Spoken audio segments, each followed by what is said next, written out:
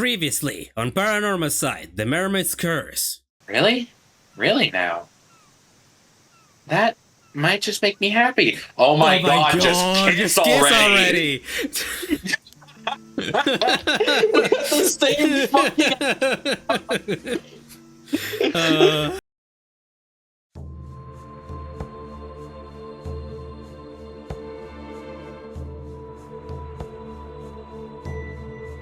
My apologies for the wait. Welcome. It is such wonderful to see you again after such a long time. We have been through so much in the course of this story of Paranormasight. We have seen countless deaths. We have seen a lot of wholesome moments. Very happy ones, very sad ones. And also very tragic story of two lovers that maybe should have never come across. But they met nonetheless. If you really want to see how all this unfolds, and see that real happy ending that you may so wish, then go ahead, by all means. If you know what you need to do, that is.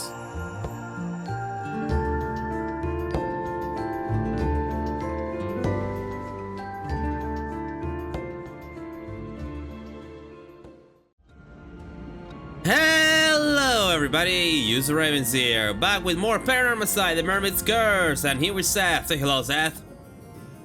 Ah! Yeah, we are back for here, and my god, these two lovebirds, holy shit. Yep. Oh, this to say, I want nothing more than happiness. And also, yeah, we're getting very close to finishing this off, and also, oh yeah, in the title screen we talked to the mermaid, Sobe, and now we know that inside the Tamate Baco, the mermaid meat is gonna be ready for eating at August 7 in evening. When the fuck was evening around his parts? We'll have to see. Yep. But also that also tells me that I'm pretty okay. So as far as I go for this, so it seemed the scale was just a way to communicate and not really the flesh itself. But quite literally, from the Tamate Baco, fucking mermaid flesh is just gonna appear because the Tamate Baco connects to Ryugu.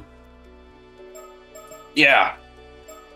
So that means that a fucking Arnab can get a fucking mermaid meat if we go to a time in the evening in the August 7th then. Actually, yeah, theoretically, yeah, if he opens it. And that would also explain why there's multiple timers on this fucker.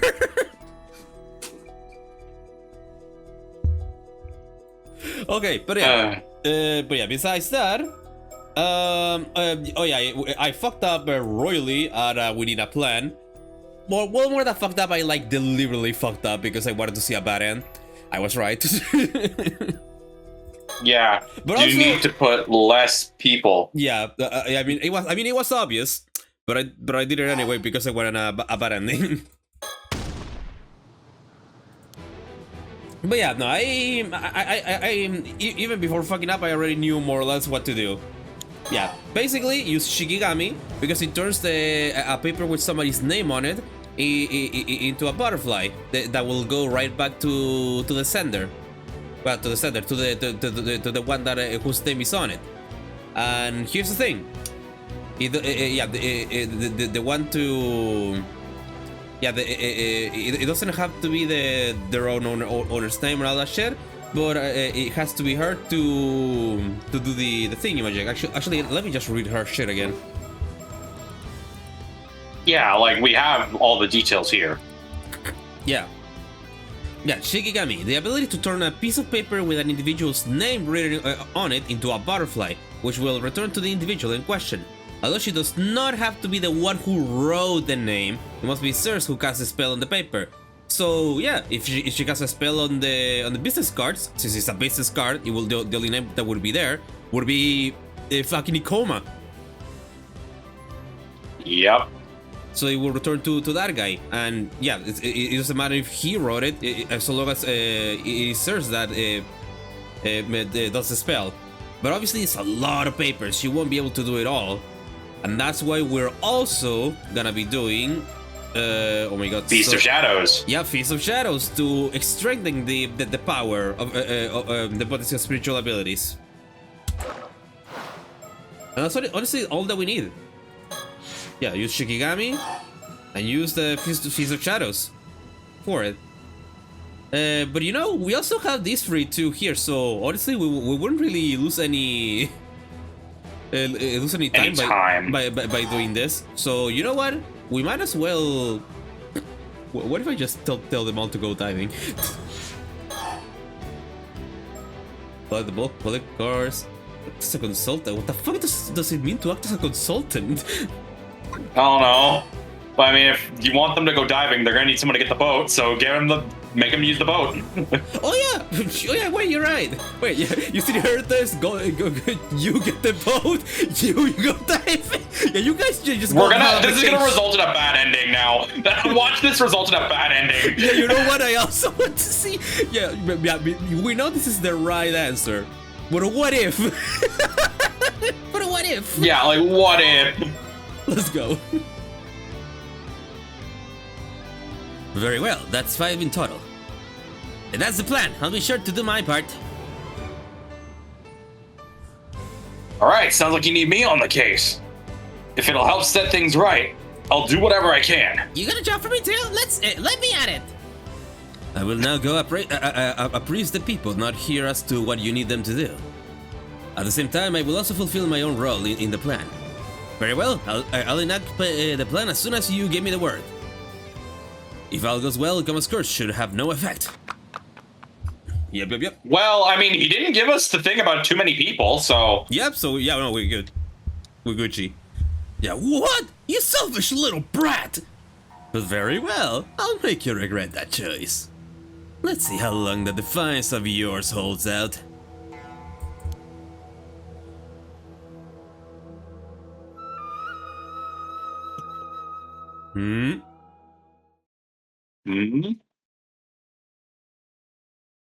I think it worked out. Or not? Nope. And so Toshi's curse was unleashed. Yeah. Okay, so... Sound of his voice, he wasn't bluffing. Okay, so we may actually need a... Okay, yeah, so let... Yeah, okay. Yeah, but yeah. Let's see what Storyteller has to say, because we didn't have too many people this time. Yeah. Yeah, does it only have to be those two, or do we actually have to, for example, have our boy Asami to actually collect some of the cards? Oh, that. Ooh. Oh yeah, that one hurt. Oh. And that's referring to Yuza, isn't it? Yep. Hi, Storyteller. Yeah, have it quite turn as you hoped. And yeah. Yeah. Now then, what could you have done differently? Appears you have chosen the right people, but you also include a few unnecessary... Okay, yeah, so it's just... So yeah, it was the fucking top 3. Just do the same thing with the Feast of Shadows plus Shikigami and see what happens. Yeah. Only the essential ones. Only the essentials. Okay, yeah. Yeah. But like, again, we knew. We just wanted to fuck around and find out. Yeah. Anyways, Feast of Shadows, Shikigami, and send it. Yeah, Feast of Shadows, Shikigami, fucking go. Very well, that's 2 in total. That's the plan. Alright, sounds like a plan. I'm sure it's gonna work out. This is our last chance, let's keep it together. I will now go appraise the people, not hear as to what you need them to do. At the same time, I will also fulfill my own role in the plan. Very well, I'll enact the plan as soon as you give me the word. If all goes well, Econ Scourge should have no effect. And if this doesn't work, we are gonna need to collect some cards then, right? Most likely.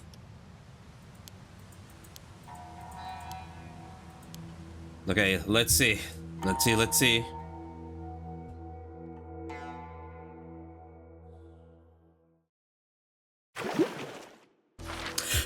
Wait! Fuck yeah! Fuck Let's yeah! fucking go! Oh. Conclusion. Yep, it was just those two. Nothing more, nothing less. August 7, night. Antiquation ruins. 2 or 3 people died from that curse just now. I hope you're happy with yourself. No. Tell you what, if you snivel and weep and beg my forgiveness, I'll let you off ease. Huh?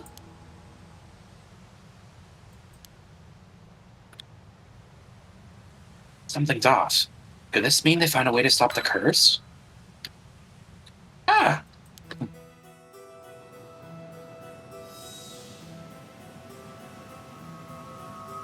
Ooh. Yeah, oh my god, all the butterflies! Oh my god. Fucking funeral of dead butterflies. Yeah! God, what the fuck? Paper butterflies? Wow, I still can't believe what I'm seeing. Those cars actually turned into butterflies and started flapping around. Yeah, and I still love how I called this shit when we saw the first time, because I also wonder why the fuck would we use the Feast of Shadows, and then we got to that point, I was like, oh fuck, the Feast of Shadows, oh fuck, Shikigami.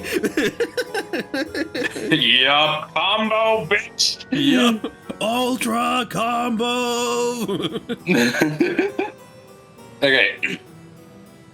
Turning a bunch of business cards into a swarm of Shikigami. Only you could think of something that out there, Yuza. I figured if you could turn a piece of paper with someone's name written on it into a Shikigami, business cards would work just as well. And since Mr. Kitty was able to extend the effect to cover the entire island, I was sure it would work, but it's still a relief to see what I was right. Oh yeah, right, it was like he can do like a 1 kilometer, and that's more than enough for this little city. Yeah.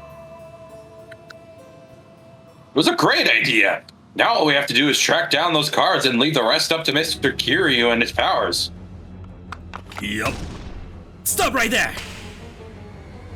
Now that your curse is useless, I have no reason to hold back any longer.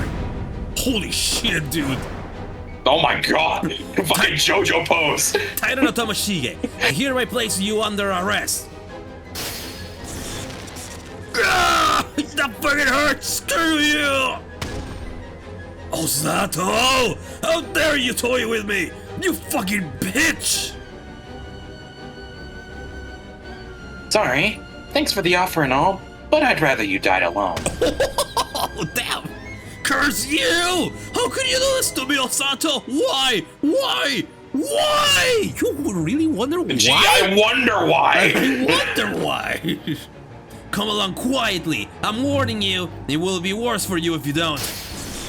Oh, fuck! Damn it! Oh, you're right, because of the Feast of Shadows, his fucking course is stronger now! Yeah, he's fucking roided up. Yeah, Osato, you! Oh yeah, those restraints are fucking made of fucking spikes now. Yep. And so... Oh. That's Sato. Whoops. Kipei Koma was arrested, and the last of the calamities threatening Kamishima was averted. Both Mr. Kiryu and Mrs. Shiki thanked us again and again. They seemed truly grateful for everything we had done, including putting an end to the curse of the raging waves. Sami seemed pretty pleased with himself, even though he brushed it off as only natural for us islanders to defend our home. Apparently, the Coast Guard is on its way to assist the investigation into Mr. Wakamura's death. The Shiki and Mr. Kiryu are planning to use the Coast Guard's boat to escort Ikoma to the mainland. Speaking of Ikoma, he seems he's accepted his fate and confessed to everything. Yeah, he's gonna die anyway in a bit, so... Yeah, what's the point?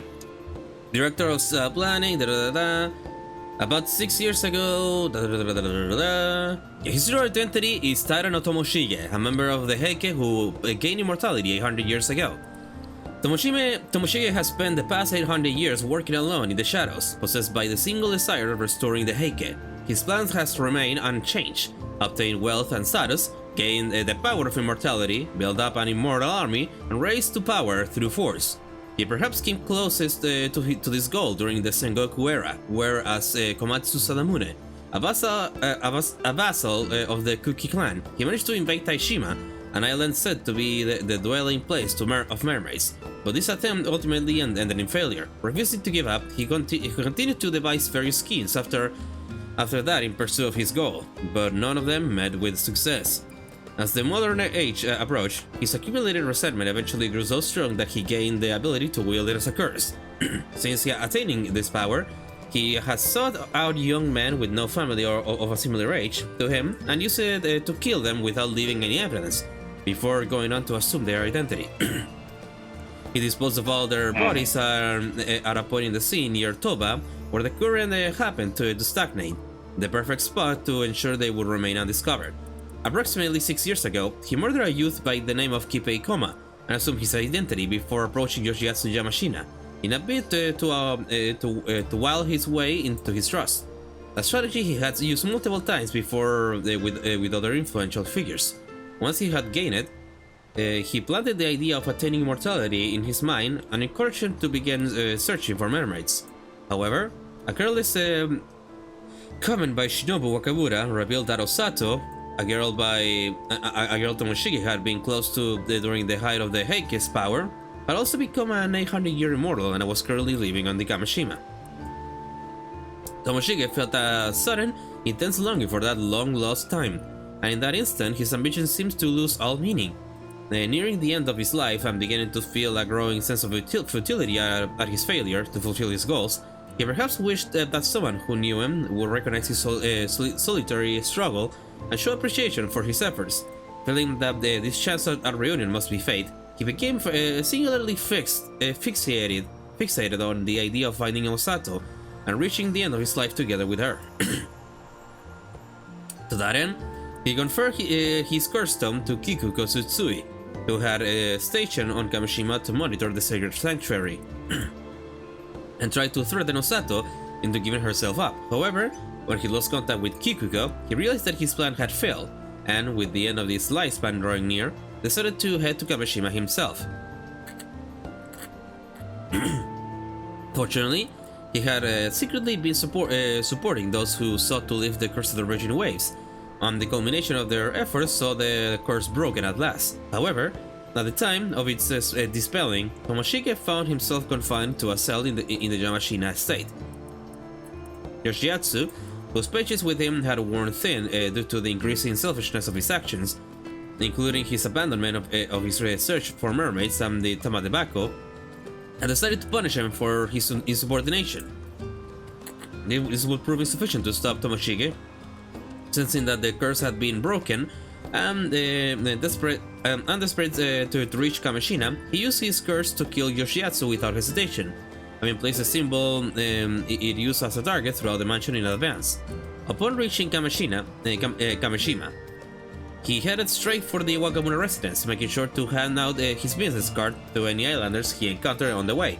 After handing his business card to Shinobu with a pleasant smile, he presented him to hand over Osato without delay, before using his curse to kill him on the spot upon his refusal. Feeling the end of his lifespan fast approaching, only one thing mattered to Tomoshige now: finding Osato and fulfilling his desire to die together with her. So that's what happened at the state. And while he didn't actually name any names, Kikuko, who was under house arrest after plotting to use her... Wait, that's me. Oh, whoops. And while he didn't actually name any names, Kikuko, who was under house arrest after planning to use her curse to commit murder, is going to be escorted off the island with him. Before Miss Shiki and her assistant departed, they summoned me for a private word. August 7, night, Kamishima town clock. Wait. Okay, so you were also growing. It wasn't. It was used as inner dialogue. Oh. Yeah, they say. Yeah, they summoned me, and it's Yusa. It was Yusa. Oh, it's Yusa. It was Yuza talking. Huh? You want me to join the Paranormal Affairs Bureau? It was Soto's suggestion, actually. He's quite impressed with everything you've achieved. And I'm all for it. It'll make it easier for you to keep your immortality a secret. Maybe even put it to good use. Fuck yeah! Okay, yeah, no, that solves the whole the whole mortality fucking thingamajig thingy. Taboo. Yeah, the whole immortality problem. Wait, are you saying you'll send me into dangerous situations just because I can't die? You know, I actually hadn't thought of that.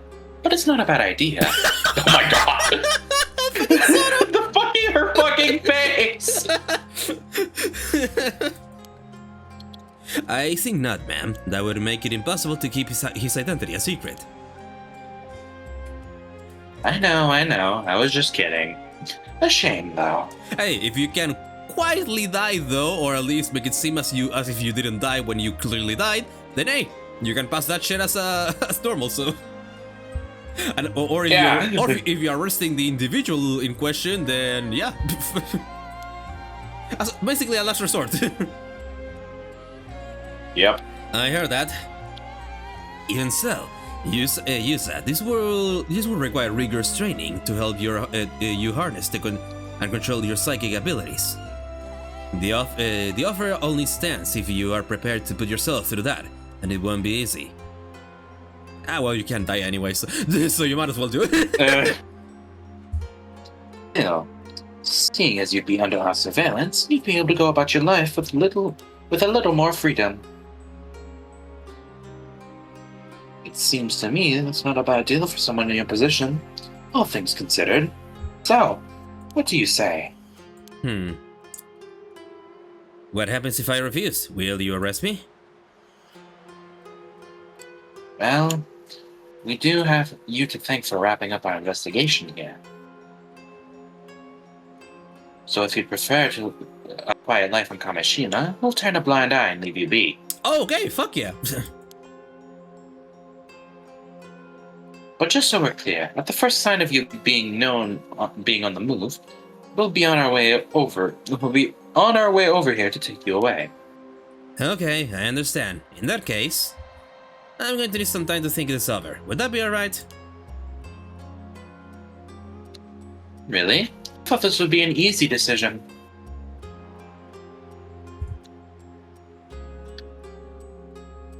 But I suppose there's plenty of time. Just contact me when you've made up your mind. Yeah, maybe like spend like a few years just doing some shit, and then when you feel up to it, then you call Paranormasight first and just hit them up with the hey. So about that offer. Yeah. Oh, before I forget, there's something else I've been meaning to ask you. Yes. The funny thing is, I wasn't planning on coming to Kamishima at all today. Then, out of nowhere, I changed my mind. That wasn't your doing, was it? Technically it was. Technically, not in this version, but... Yeah. Huh? What do you mean? See, I keep getting the feeling I was being watched, or even manipulated. Especially this morning when I changed plans to set out for Kamishima. It didn't feel like my decision somehow. It was almost as if someone was guiding us here. Oh, actually, I felt something similar to that as well. I thought it was the Tomo Kazuki doing it, since it only started happening after that encounter. But why would you think it was me? I don't know. Something about it reminded me of you. Like it was close to you or something. You can say that again. Close to me. Anyway, it seems I was wrong. Though I'm not sure what else it could be. Unless I'm possessed by a spirit or something. That is out of the question. If either of you were possessed, I would be the first to know. Given that even I cannot perceive the origin of this sensation, it must be something truly extraordinary. The thing is, I also get the feeling that this mysterious watcher is to thank for everything turning out the way it did. You know, it only took you guys not stopping a massacre a couple times, but yeah, it all worked out in the end. Yeah. You know, if you think about it, if somebody wants to prevent the massacre, they can, or something like this, and they are there, they can decapitate themselves, and hopefully that consciousness can go to them in the past, like it did with Yusa, so, hey.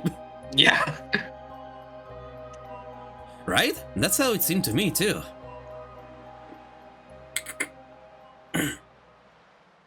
Well, whatever it was, I can't sense it anymore.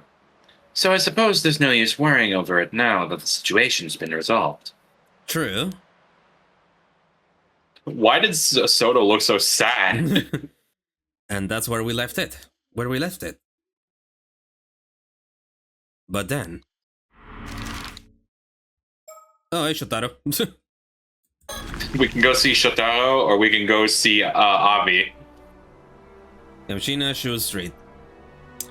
Oh yeah, right. Yo, you still lost your father. Sorry, buddy. We bump into Shotaro, who seemed to be on the verge of a mental breakdown after hearing about his father's death. He had already heard about the arrest of the culprit, a man named Ikoma. However, it quickly became apparent that it wasn't grief that was weighed on him so heavily.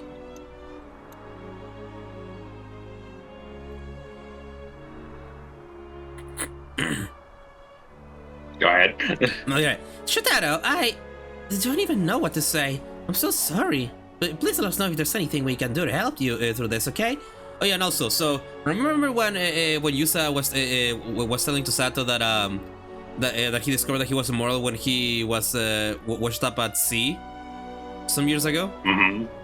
So he wasn't only he mentioned drifting at sea, but not really the disaster, because Sato didn't know about the disaster until they told her.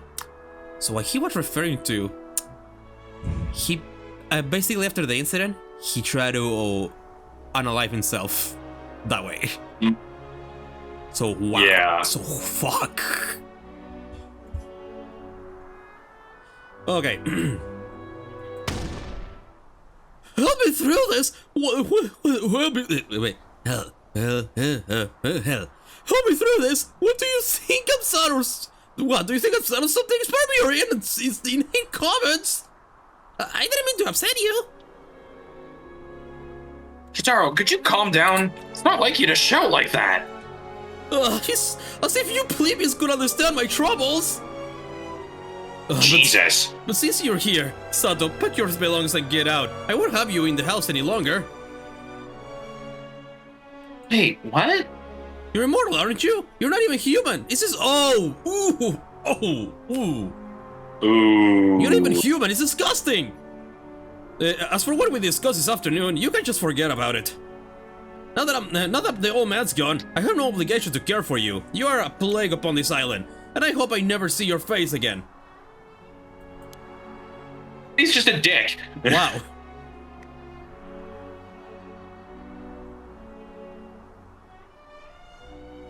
And then I guess there's nothing left to say. Look, yes, Shotaro. Why are you being so horrible all of a sudden? Yeah, Shotaro, you're being a real jerk. Did you have to go that far? Oh, shut it! I can't afford to be nice anymore! Not that I expect you to understand that! You have no idea what it means to inherit my old man's legacy! I'm pretty sure it means you're lucky. He was loaded, wasn't he? Ha! Just what you know. Let me tell you something about my old man. He was good at what he did, but reckless. He racked up heavy debts, walking a fine line between the huge payouts and total ruin. Ooh, yeah, no, you're fucked, though. You're fucked, dude. Ooh. All his success were a combination of killer luck and sheer cunning, making his shoes almost impossible to fill. Not only that, but he had his fingers in a lot of shady pies, from loan sharking to land speculating. That kept him just this side of the law.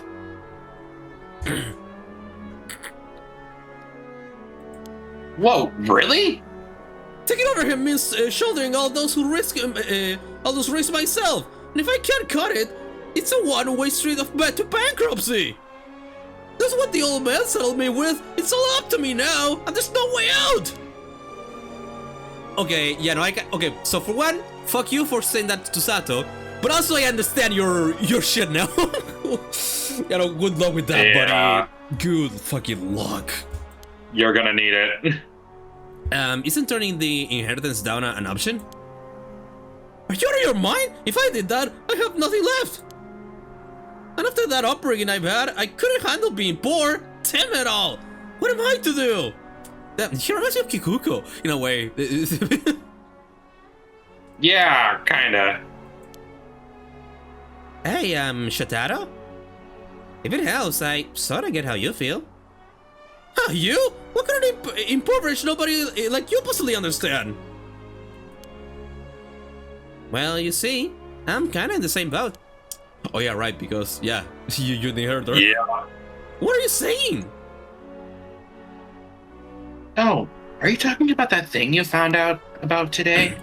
Yeah, guess Shotaro's the only one I haven't told yet, so it turns out... So Gasa repeated her story, which we had heard earlier that day. When the Coast Guard arrived to investigate Mr. Wakamuro's death, a detective from the prefectural police accompanied by them and requested a meeting with Tsukasa. The officer announced that the tycoon Yoshiatsu Yamashina, alias Unkakudono, had passed away, and that his will had just been unsealed. I stated as follows: I, Yoshiatsu Yamashina, hereby bequeath all my assets to Tsukasa Wao of Kamishima. An official notice will be sent to her at a later date, but the officer had thought it best to give Tsukasa a chance to prepare herself ahead of time. As soon as she heard the news, Tsukasa's mother let out a whoop and raised her arms in a victory pose. She made quite a spectacle, jumping for joy and shouting things like, "Take that and jackpot!" And I knew he'd pay off sooner or later. Oh my god. Shocked and confused at this previously unseen side of her mother, Tsukasa had bolted from the house without a backward glance. What? You mean to tell me that you're going to inherit Yamashina's estate? All of it? It's a mystery to me as well. He was, like, really famous, right? I can't wrap my head around it. What was he thinking? Leave me all that to me. It's too much. His total assets added up to something like 5 billion yen at least. That's what I was told. I can't even imagine it. You don't say. No one's given me a chance to turn it down, but I don't know how to handle this. Still, he did try to kidnap Sato, and who knows what other shady stuff he was up to. Can't help feeling I should take responsibility. Tsukasa, are you really gonna accept? I guess so. I feel lost, but I mean, if Shotaro's in the same boat... Well, it's a big deal. You'll become a millionaire overnight. You'll be like a celebrity. You won't have the time for us little people anymore, huh? Huh? I don't want that. If I can't hang out with you guys, I'm turning it down. No, Tsukasa, the inheritance is yours, as it should be. There's nothing to fear. I'll help you. You mean it? I'd be super grateful, but... Of course, I always know you were a clever girl. You'll have no trouble handling Yamashina's estate. Oh no. In fact, why don't we be partners? You can be my girl, my fiancé. Huh? Oh boy. What the hell, man? You can't just pop the question out of nowhere like that. Kakudano was one of my old man's backers. I'm sure it would be easier to manage our estates if we combine our wealth. Yeah, your debt. Oh, but I... Yeah, like, oh my god. He's just after the fucking money. Yeah. He's just a snobby rich jock. Yeah. Or, well, not really rich anymore, but... Yeah. Man, I thought you were better, Shotaro. I was wrong. You were just acting the part. Come now. There's no need to be coy. I know you're fond of me, Tsukasa. Huh? How did you know? It was a little bit obvious. It was a little bit obvious. What? You warned me. How could I miss the heat of your gaze? I'm not so unfeeling as you suppose. Besides, the feeling is mutual. You've grown into an attractive young woman. Don't think I haven't noticed. You have? I mean, Oh, this is all too much. Tsukasa! This is our chance, don't you think? We've known each other for so long. There can be no doubt we are a match made in heaven. Oh gosh, what should I do? I don't know anymore. My mind's gone blank. It's just too much. I need some time to think. Ah! Tsukasa, wait up! Even your blush is adorable. I'll be waiting. Someday disappoint me now. That's enough, Shotaro. You're taking this way too far. Oh? Do you have any idea how much Tsukasa cares for you? Her feelings for you are real. I understand her feelings perfectly. Better yet, I reciprocate them. Don't tell me you have an objection. You bet I do. You're just using her. Anyone can see that. The timing's way too convenient. If you go through with this, you'll end up hurting her, you heartless jerk. Not only are your manners lacking, but your wits as well. You are mistaken. My feelings for her are genuine. You liar! Oh God, his fucking eyes. Yeah, you liar! You look like you were drowning until you found out about her inheritance. There's no way someone as selfish as you could make Tsukasa happy. I suggest you drop this. Frankly, it does not concern you. Sammy. Oh wait, I just punch him! Punch him, please! Punch him! Yeah, but also I just realized. Does Sammy have a crush on Tsukasa then? Honestly can't tell. Yeah, but but here's the thing: I can't tell because this is just how he acts. Yeah, this is how he acts. Yeah, with Yusa, with Tsukasa, it's like I don't know. It's like on the borderline of it. So he feels like a carbon copy of Kabu. Yeah. But either way, fuck you. Let's I spell it out for you. This is between Tsukasa and myself. Keep your nose out of it. God damn it.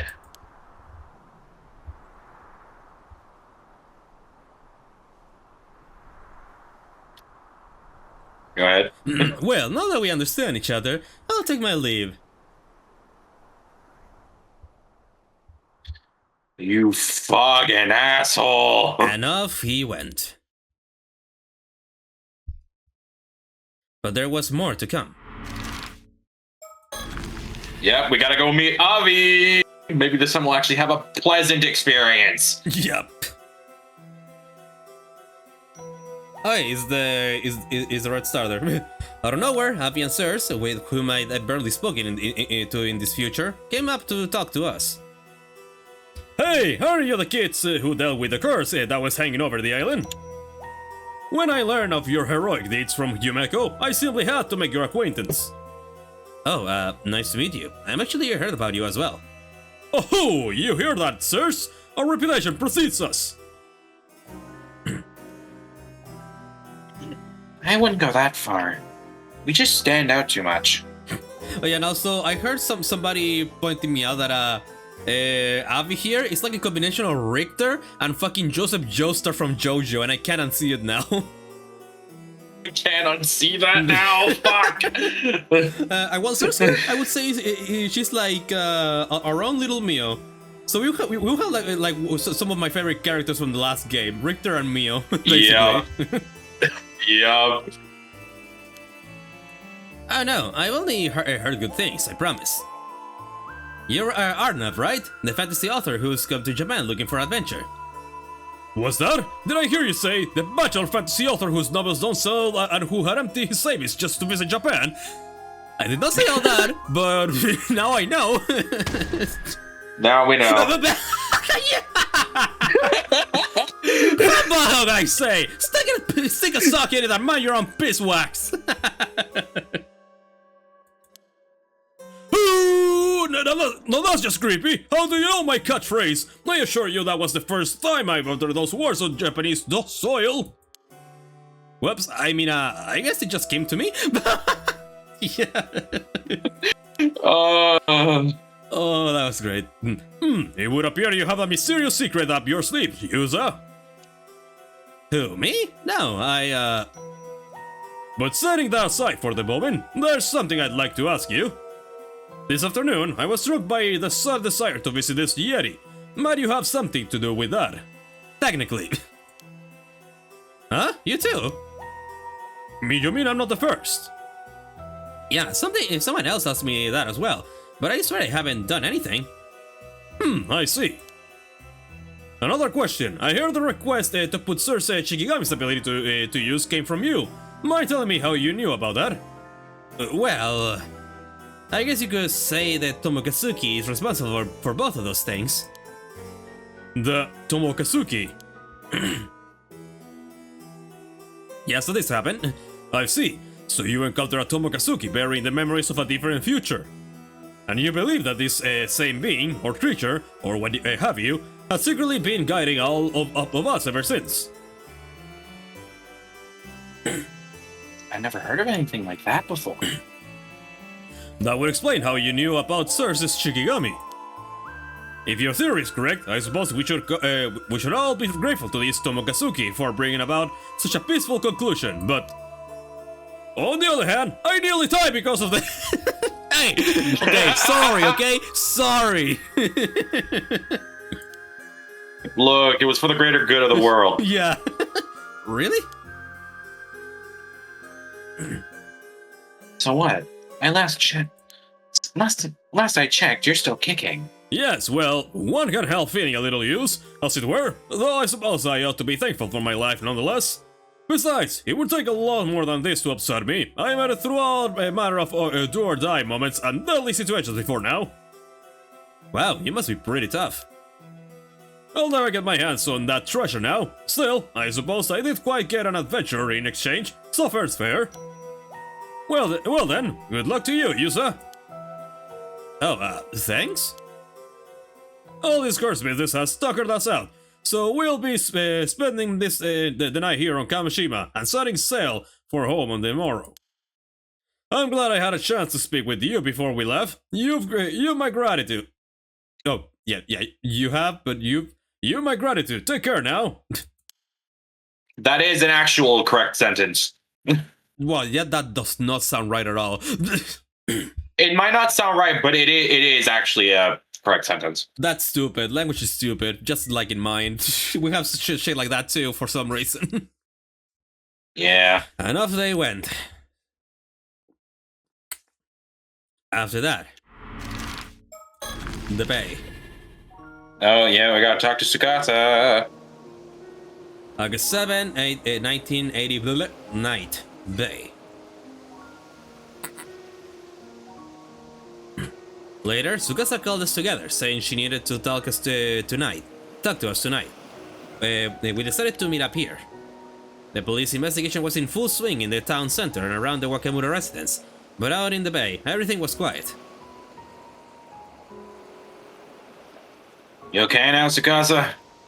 Kinda. Some lawyer wants me to go meet him in the day after tomorrow. But I'm not even sure what I want to do yet, and honestly, I'm still in shock over what happened there earlier. So, don't rush this, okay? You shouldn't make a big decision like this till you feel ready. This is about your future, no one else's. You gotta think it over carefully and do what's best for you. Sammy, you're right. Thanks for worrying about me. But I didn't call you guys out here to talk about that. Sato, there's something I gotta know. Oh? Okay, what is it? See, I overheard a bit of what went down with the coma when I was up on the roof earlier. You've been alive for 100 years, right? And it sounded like your lifespan must be coming to an end pretty soon. Was that for real? Yep.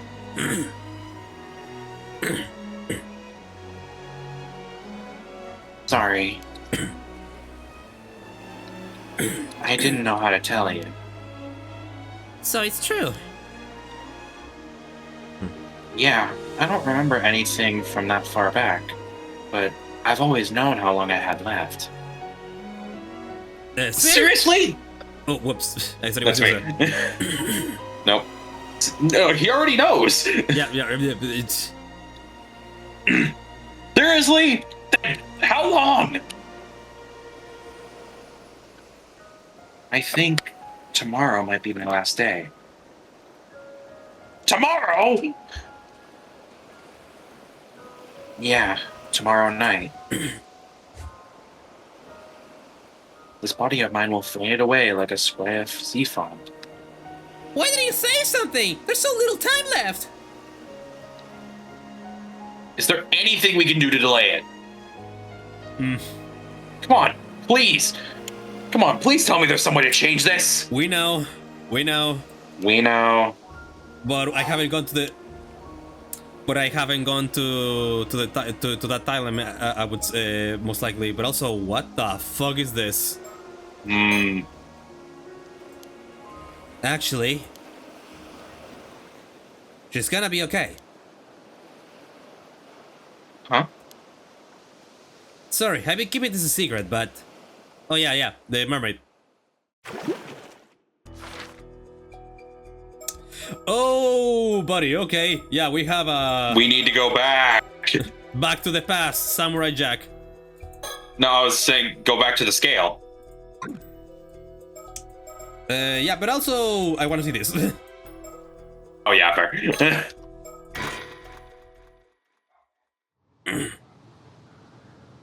Okay, August 6th, night, Kantakisha Ruins, rooftop.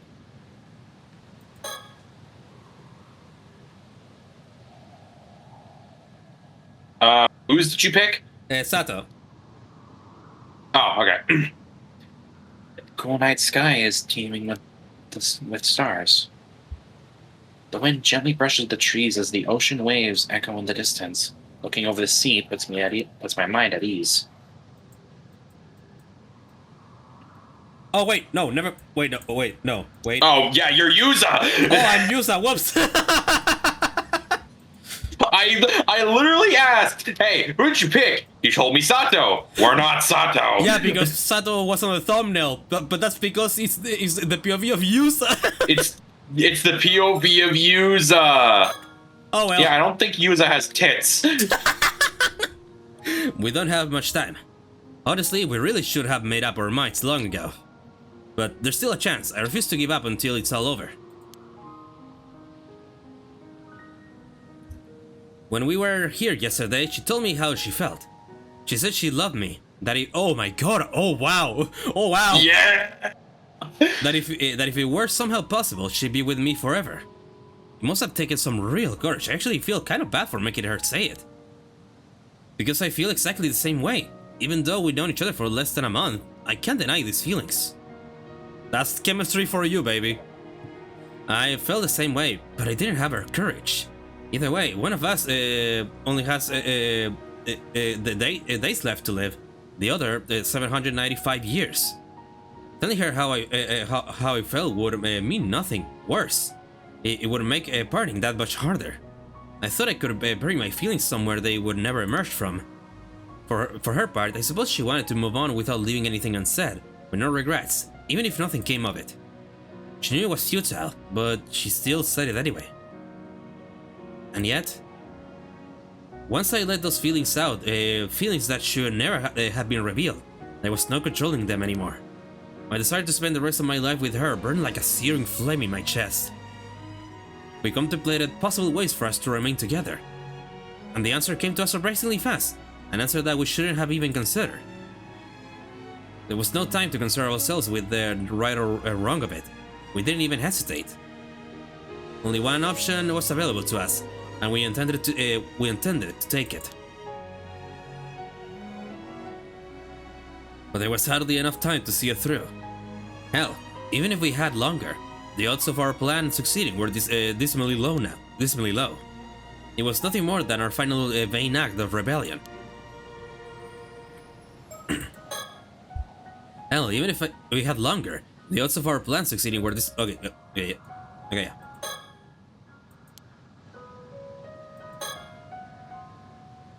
Sato sits quietly, watching the ebb and flow of the tide. I wonder what she's thinking about.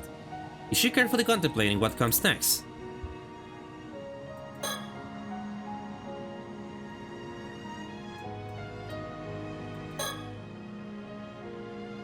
What are you thinking about?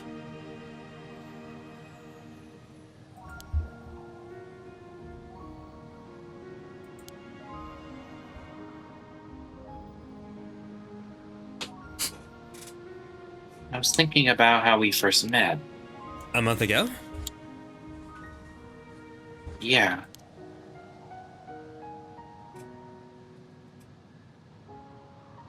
Back then, you said you wouldn't bother me.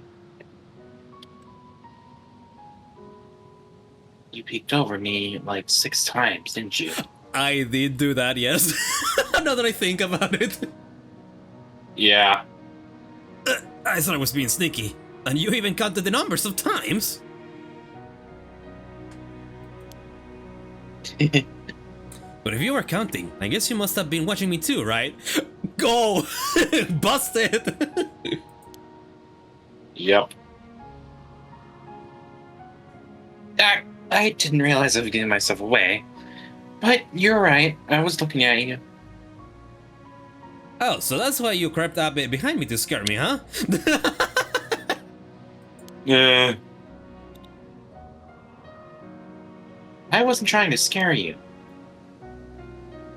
I just wanted to see your surprised face. So, you were trying to scare me? Yeah. Well, you honestly got me good.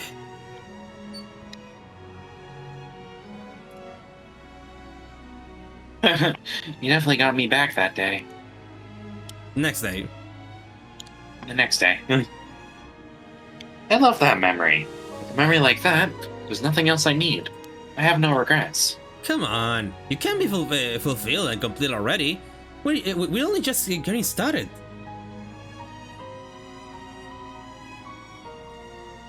Oh, right. Only getting started.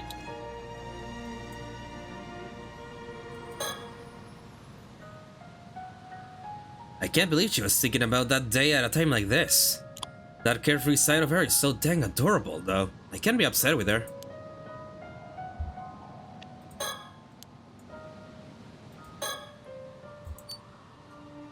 My heart won't stop racing. I never felt this way before. At first I thought it was simply because we were both immortal. That our closeness was a feeling of kinship. But it's more than that. I never gotten along with someone so well, especially someone who lives such a different life from my own. It feels like I found a missing piece of myself. My heart is whole when I'm with her. Our very souls are in harmony. Well, that might be pushing it a bit. Even Grant saw how compatible we are, and urged me to get married already. Thank you. Sure, of course it was Granny that says that shit like that, like, give me some, give me, fuck, what's the word for... Grandkids. Yeah, grandkids. Give me grandkids. That was too embarrassing for me to tell Sato about, though. There's no way I can lose her. I can't even conceive of life. I can't even conceive of life without her. Even with, She's looking at you, dude. even with 800 years of life ahead of me, I'll never meet anyone remotely as amazing as her. He so lost his thought that he didn't even notice. If there was some way to use my immortality to stay with her, I'd do it in an instant. Whatever form I would have to take, I wouldn't complain. I'd sell my soul to the devil if it would get me what I desired. We made up our minds. We'll see our final wish through, no matter what.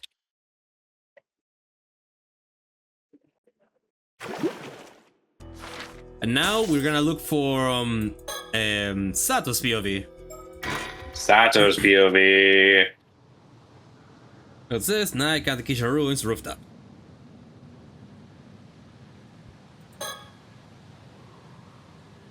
The summer breeze feels perfect, and the clear sky is sparkling with stars.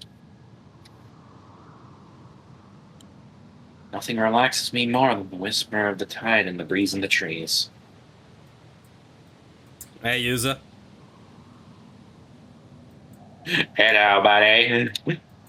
Yeah, I'm not missing anything. Oh yeah, also, I want to see, how many files are we on? Yeah, I'm still missing the 8th file. Where Yeah, I was gonna say. the fuck is the 8th file? What the fuck is the 8th file? Yeah, 38 is for game completion. Yeah, where the fuck is the 8th file? The same shit happened in the previous game too.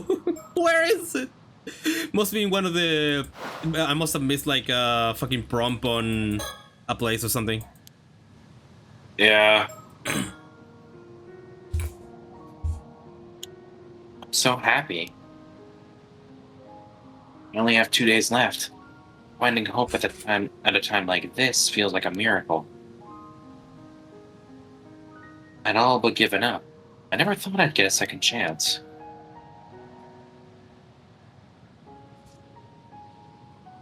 We were here yesterday. I told Yuza how I felt. Told him I loved him, and if it were somehow possible, I'd stay by his side forever. I had planned on taking those feelings to the grave. But then it hit me. There wouldn't even be a grave for me. Maybe that's why I buried it out. I blurted it out. I was prepared for it to go badly, but he accepted my feelings. Still, I only have 2 days left. Can't be any easier on him than it is me. After all, sharing our feelings changes nothing. It'll only make it harder to say goodbye. But Yuza confessed that he had been suppressing his feelings for the same reason. Hearing that made me wish I hadn't said it first. I can't help but feeling like I lost somehow. But looking back, that moment was the only time I could have said it, so I'm glad I did. However, now that it's all out in the open, I thought we'd feel a sense of peace. But we don't. Far from it. We're not like the pair of tragic lovers in a story, bound to die beautifully together or anything like that. I mean, if we could die together, there'd be nothing to agonize over in the first place. So we started thinking of ways we could be together. The answer came to us surprisingly fast, but it was an answer that could be described as taboo. Yuza asked me if I was sure I wanted to go through with it, but honestly, I didn't need to think twice.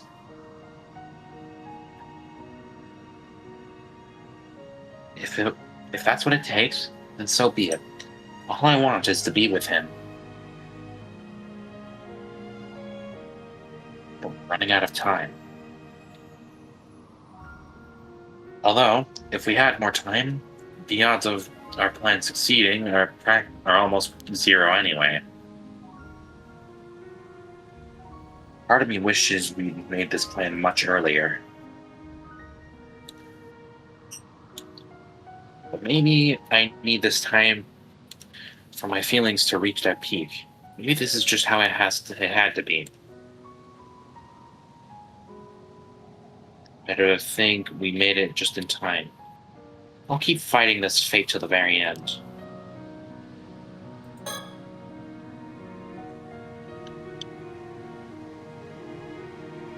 Yuza is silently gazing out at the dark sea.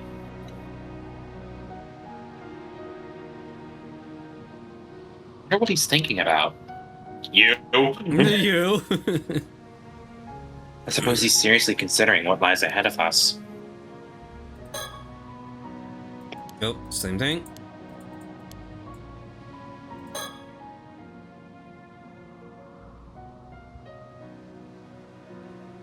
What are you thinking about? Huh? Oh, just our height difference. Yeah, sure, buddy. Damn! Oh, my height's been bugging you. Well, you know, we're gonna be like this forever. Don't worry. Even with 15 centimeters between us, you look great, Yuza. Damn! Thanks, but that doesn't really make me feel better.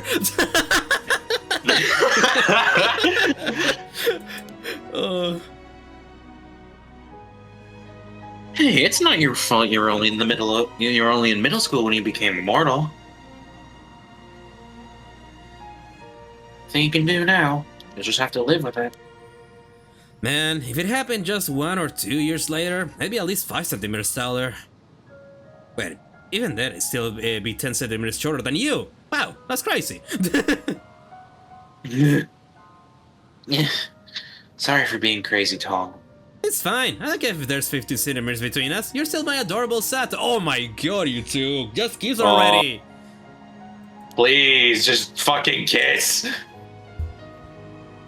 Thanks, but that doesn't really make me feel better. Still, you must have stood out a lot back in your time, huh? Yeah, I was taller than most adult men back then. From what I can remember, I think everyone found me a bit creepy. Sorry to hear that. It's not like you could help it. Well, they treated me like some kind of monster because of it. Most people straight up avoided me. That's awful. On the other hand, I do remember at least one person back then who kept trying to woo me. Tomoshige. Who was that? Sounds like someone's jealous. Hey, I ain't the kind of guy who obsesses over his girlfriend past. What's done is done. Nice line. I bet you've been wanting to say that one for ages. Still, I mean, you've been alive for so long, there's way too much history to worry about. Fair point. Honestly, I don't remember him myself. Although, I don't think I liked him all that much. He was just somebody important I couldn't say no to, or something like that. Huh? Really? That's good to hear. You were jealous!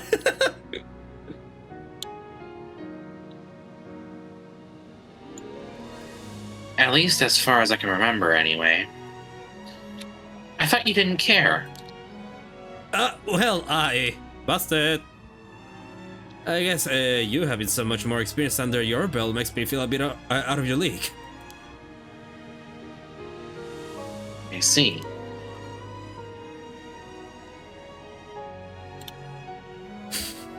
Well, now I'm the one. I'm the one who confessed to you, so I guess we'll call it even for now. His fucking face. His face. I don't think I have ever seen him do this face at all. If he has, I don't remember it. Yeah. Right, that works for me. Not sure what's even exactly, but I'll take it. A dub is a dub is a dub is a dub. Exactly. Part of me wishes we made this plan much. It's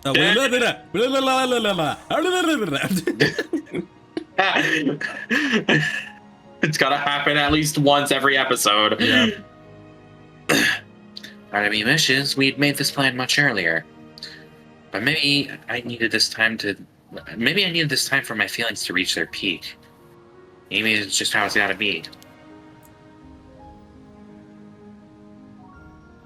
Better to think we made it just in time. I'll keep fighting this fate until the very end. Oh. Okay. Oh.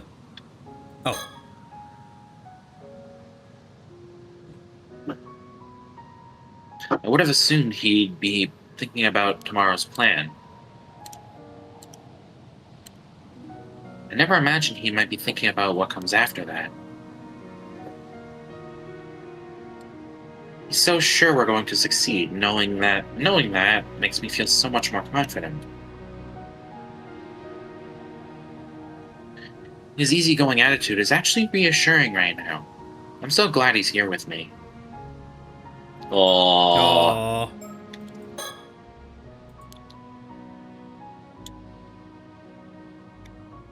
My heart won't stop racing. I've never felt this way before. I didn't think I could feel something new after living for 800 years. In fact, he's an 800-year immortal too, probably has something to do with it. The fact that he's an 800-year immortal too probably has something to do with it. With him, I feel safe. There's nothing to be afraid. There's nothing I'd be afraid to tell him. But that's not all there is to it. There are some people you can know for decades and still not fall in love with them.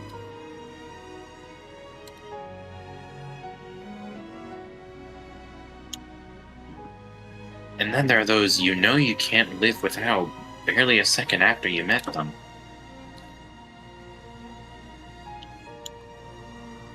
Even a bond that lasted centuries can fall apart in a single day. Love isn't measured by time. Maybe it's too much to say we're soulmates, but that's how it feels to me. And Sue's been saying that we should get married because we're clearly made out for each other.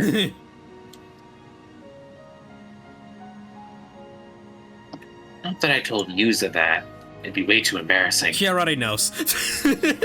He already knows. Aww. I don't want to say goodbye to Yuza. It feels like I've waited 800 years for him, and now...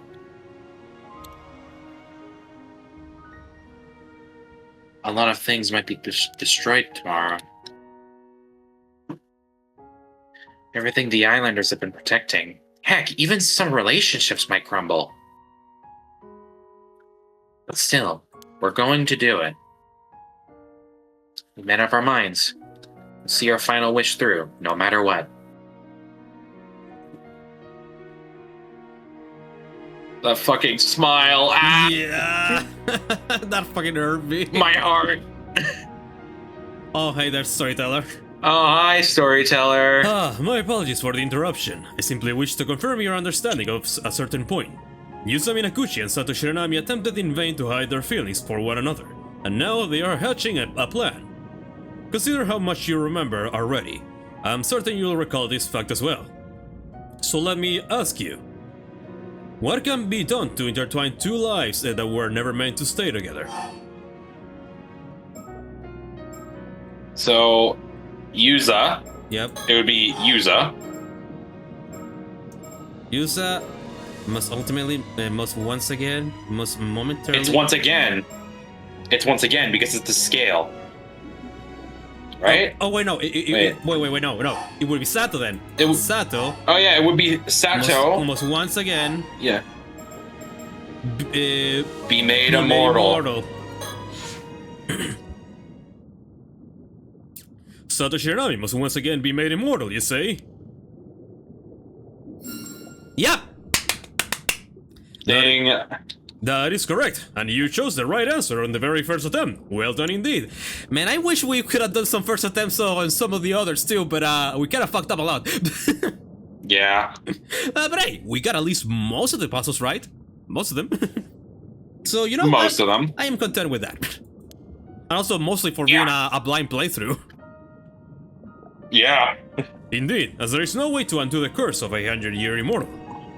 The only way for them to remain together would be to somehow obtain the flesh of a mermaid. They believe they have no choice but to make Sato Shiranami live for another 800 years. And as such, the plan they hatched was to obtain a second helping of immortality. A truly radical concept, such a method goes against the very laws of nature. But it is not my place to judge. Please enjoy the continuation of their story. I've been thinking... What's up? No, actually, no. It was just a stray thought, but it was eliminated as soon as I thought more about it. I told Sammy about our plan to find a mermaid, and he agreed to help. We'll go diving tomorrow morning and hopefully find a clue.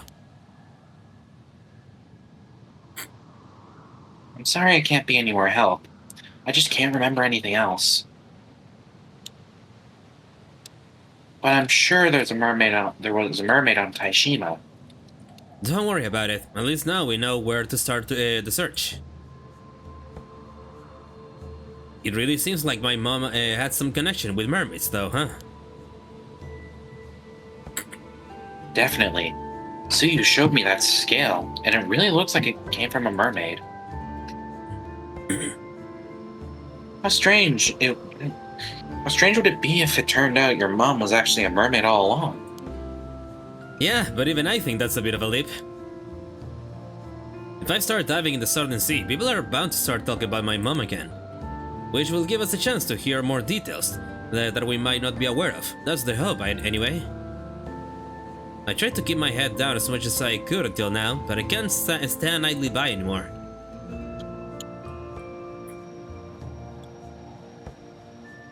Lately, there's been talk around the island of ominous signs. Maybe that'll work out in our favor. You mean people talking about the storm coming? Yeah, that could be just the push we need. Also, about the person you say you met today. You make a Shiki from the Paranormal Affairs Bureau, was it? She definitely seems like she knows something.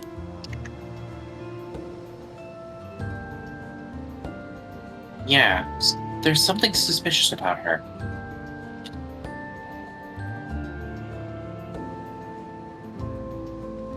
I think she didn't pay much attention to me because she knows I don't have much longer to live. But she apparently has the power to detect immortals. And when she finds them, she locks them up somewhere. They've been watching me too, so they might already have their suspicions, so I'll be careful. It's pretty wild to think that we're being hunted by government authorities, though. I guess people like us really can't be allowed to exist. I don't think they'd be too happy about us searching for mermaid flesh either. It'd be great if we could somehow get some information out of them. Might be difficult.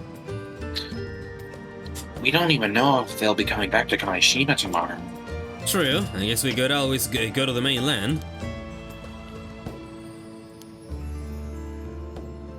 Yuza?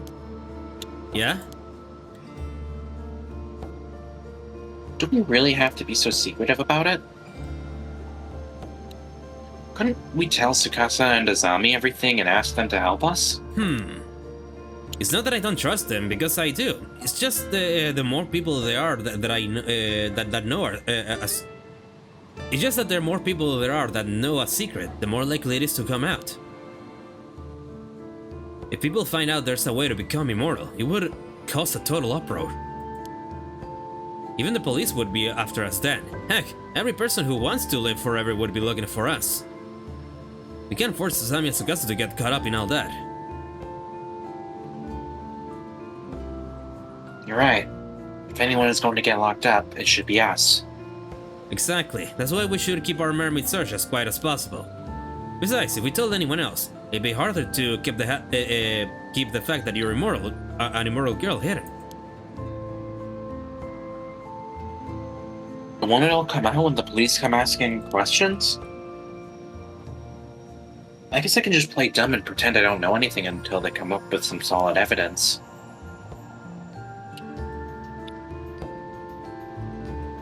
We probably shouldn't let people know about us either. It'd make it harder for us to continue our search. Yeah, I guess you're right. Let's try and stay apart as much as possible from tomorrow. Just to be safe. As of now, I doubt anyone knows about our relationship. Besides Granny.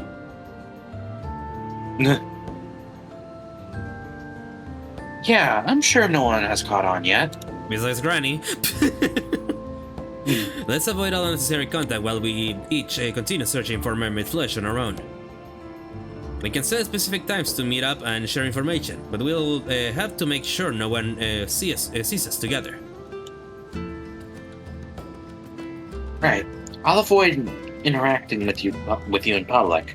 But if we need to contact each other in an emergency, we can leave some kind of signal at a place we often to walk by. Wait a second, I know what that means. Remember when we were like on an alley and I found this fucking thing on the ground? The keychain, yup. Oh, I know. I'll leave this keychain, this Kameshimaru keychain in front of the town's clock. Yup. If you see it there, do you think you could come to the rooftop of the Kantekisha? Oh, that's the one I gave you. Okay, Kamishimaru can be our go-between. Well, I guess that gives us 2 days to find what we need. I know it'll take a miracle, but we can't give up. Right. Yeah, and I already picked it up, so we should be fine. Yep, we just have to go back to the scale. Oh! Nope, because it's already done. Huh. it seems. An eternal conclusion.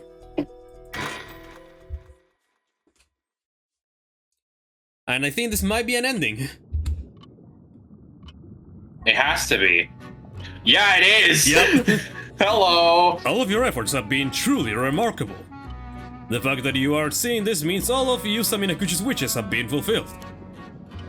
You have overcome countless hardships and resolved every dilemma. Congratulations! Now then, as you may be confused as to what exactly has transpired, please allow me to explain. Yusa Minakuchi's true objective was to obtain the Federation of a Mermaid. This was to fulfill his oath of making Sato Shiranami immortal again, before her imminent demise, that they may live 800 more years together. Well, she'll still spend 400 years without him? No, 5. 500 years? 5. What do I say 100? 5 years without him? 5 years! Yeah. 5 years without him, but hey, 5 years, yeah, basically just saying, just wait for me, just 5 more years. That was shit. However, Yep. who could have expected multiple curses to strike Kamishima at the very same time? Yes, I'm referring to the curse of the Raging Waves, born 4 centuries ago, and the curse of Tomoshige, which had built up over 800 years. While such calamities would appear to offer naught but misfortune, as luck would have it, these curses were blessings in disguise. They led Yusa Minakuchi down a path that would otherwise not have been possible. One could very well call it a miracle. The key to all of this was, of course, your efforts. Now I shall describe each pivotal event of this story, in its order of occurrence. One fated day, August 7, Yusa Minakuchi went diving and searched Kamishima for leads to find mermaids. However, that night Kipei Koma sent Kikuko Tsutsui as an assassin to cause the tragedy of Kamishima, thereby allowing him to capture Sato. This shifted Yusa Minakuchi's priorities away from his search for mermaid flesh, as he is tragically killed and his mission ends in failure. It would seem that fulfilling his wishes was never in the cards, and he instead met with a terrible fate. However, the consciousness lingering within his severed head witnessed something inexplicable. It was the sight of his 800-year-old body regenerating a new head. With that, a new mind, complete with all memories intact, formed inside the regenerated head of the resurrected Yusa Minakuchi. The severed head then disappeared, yet the consciousness that had remained within it did not return to his body. Rather, it became a spirit that crossed over to the afterlife, what some might call the eternal world. Thus was another consciousness separate from Yusa Minakuchi's primary body form. And that separate consciousness was...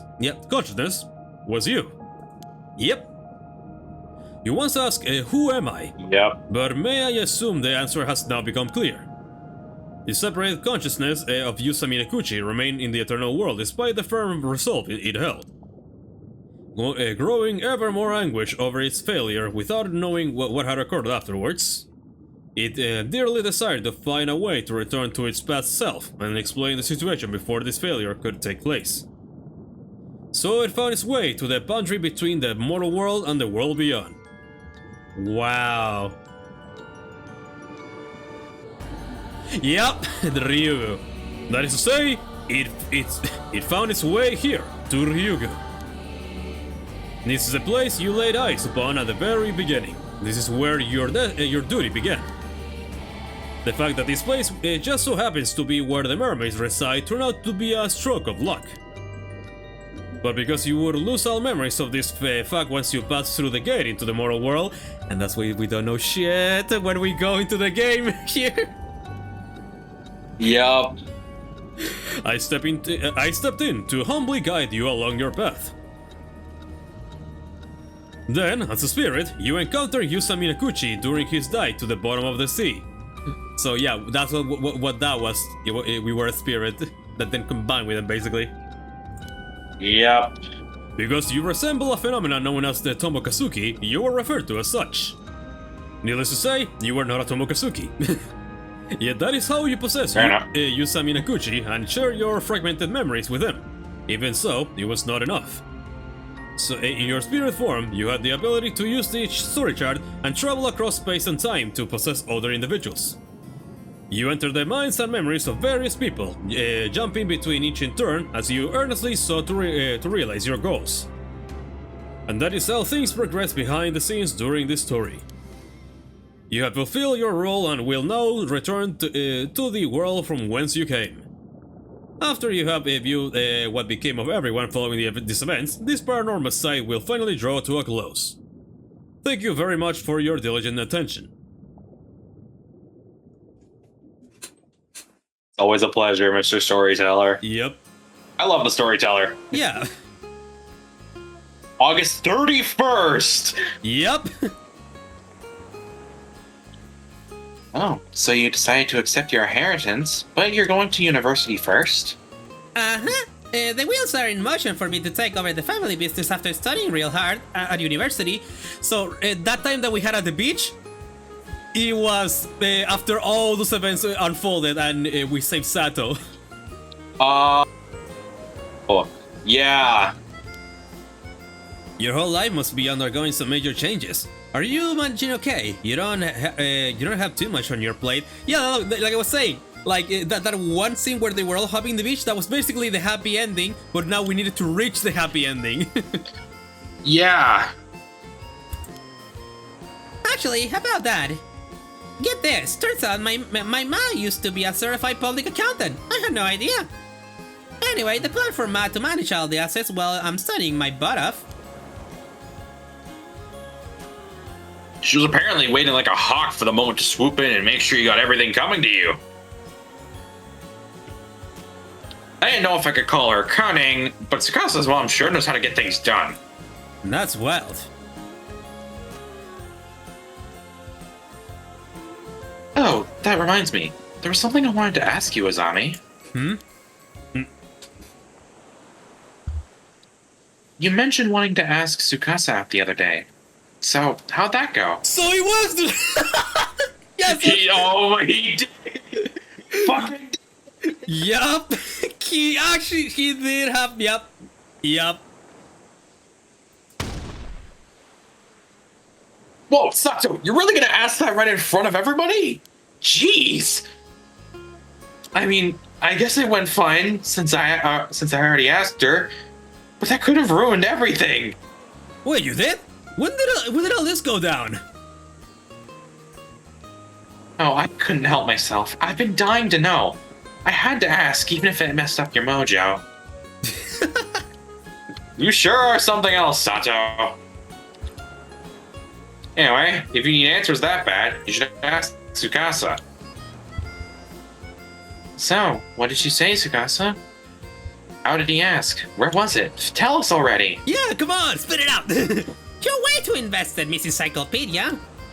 You know how things are with me right now. The truth is, I haven't given him an answer yet. Oh, but at least it's not an outright rejection. How long are you going to make him wait? I gotta do some soul searching to figure out how I feel, and I need everything to settle down, so around 4 or 5 years? That long? You're going to keep leading the poor guy all that time? Right? And to top things off, she asked for my help in the meantime. Help. Your help? Yep. I want to take over for old man Wakamura and make Kamishima the best place it can be. I want it to be way more convenient and bustling than it is now, an island that tourists flock to, you know? Then we still need to start a business to manage all that. As you can see, I got lots of stuff to do. That's why I need you to give it your role as the leader of Kamishima, Azami. Yeah, I guess I want all that stuff for Kamishima too.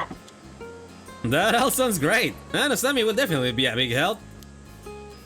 My plan is to have Asami rise up the ranks and help me out with a whole bunch of stuff. Once he becomes a big shot like the Major or something, then maybe we can start going out. Just kiss him already. Let's kiss him. What? That'll take too long. I'll be an old geezer by then.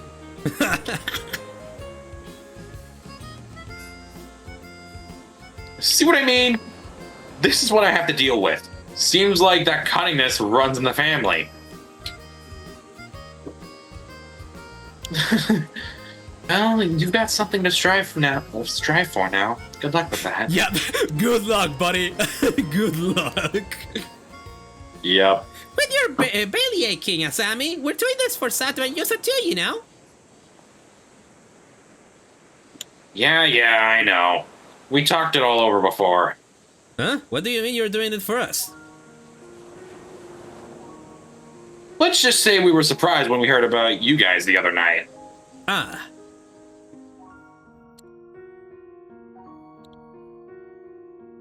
About how you became immortal yourself 5 years ago, yeah? By that stage, you'd secretly gotten your hands on some mermaid flesh for Sato. And now Sato has become an immortal for the second time. Add the fact that you guys have decided to stay together for the next 800 years, it was a lot to swallow all at once. Yeah, sorry for dropping such a big bombshell on you guys. Oh yeah, he didn't tell them that he was also immortal just here. Yeah, he never did. Also, to be precise, we're going to be together for the next 795 years. What? What's 5 years when you've got centuries? 5 years is a long time. Yeah, he's right. And we're going to discuss the idea of going for another 800 years when we get close to the end. Oh shit! Oh shit! So that means they saved it! They didn't take the whole fucking thing! I mean, yeah, the mermaid did. It did say that you needed. Yeah, the Yoshiko, Yashi. Fuck your name. Yumeko did say that you only need even a piece can make you immortal. Yeah, so they can, as long as they just snap a little piece of the scale off, they can keep doing it as many times as they want until it runs out. Yeah, okay, whatever. That's up to you guys. Do whatever you want.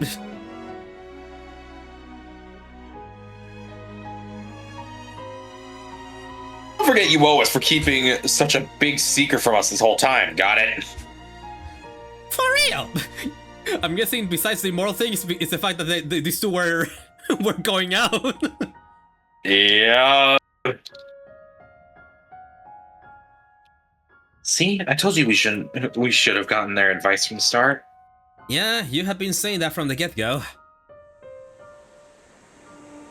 I know you say you live on the down low in Kamishima because it'd be a whole other thing if people find out about you two, but people will eventually start getting suspicious. If you try to lead normal lives, what are you gonna do then?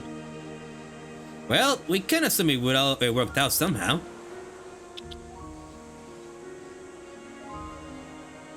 It's true.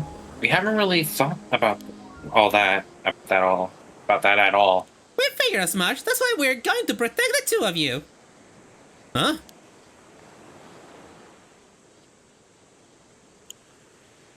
We'll make some rules on the island that no one will get suspicious of you two no matter how long you choose to live. I love you two. I love them. I mean, it's gonna take some time to put our plan into action, but I'm sure we'll be calling the shots around here by the time the people start thinking there's something fishy going on with you guys. God, his eyes. I was thinking we could build a shrine for you two to live live in up in the mountains. Oh, a shrine? That sounds incredible. We can say gods are enshrined there, so people shouldn't go near it without permission. That's genius. That is genius.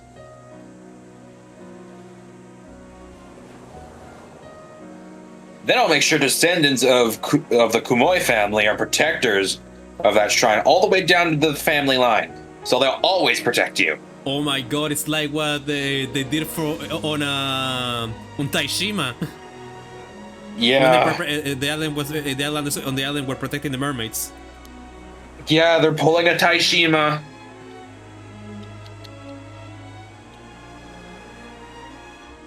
The Somikawa family managed to pass down their legend for 400 years, so I bet my family could handle the shrine for 800 years or so. That's so thoughtful. But I feel kind of bad for making you guys worry so much. Not to mention several generations of your family. That's totally fine. Don't mention it. Nothing makes me happier than seeing you and Sato together like this. Oh my god, what a bro. My damn. He is such a bro. I love this group. Yeah. But I still can't get over it. He's just a fucking carbon copy of Kabu. Yeah. Holy shit, man. Because Kabu was such a bro, although he was a lot more like chivalrous or whatever, however the fuck it's pronounced. Yeah. Oh man. Okay.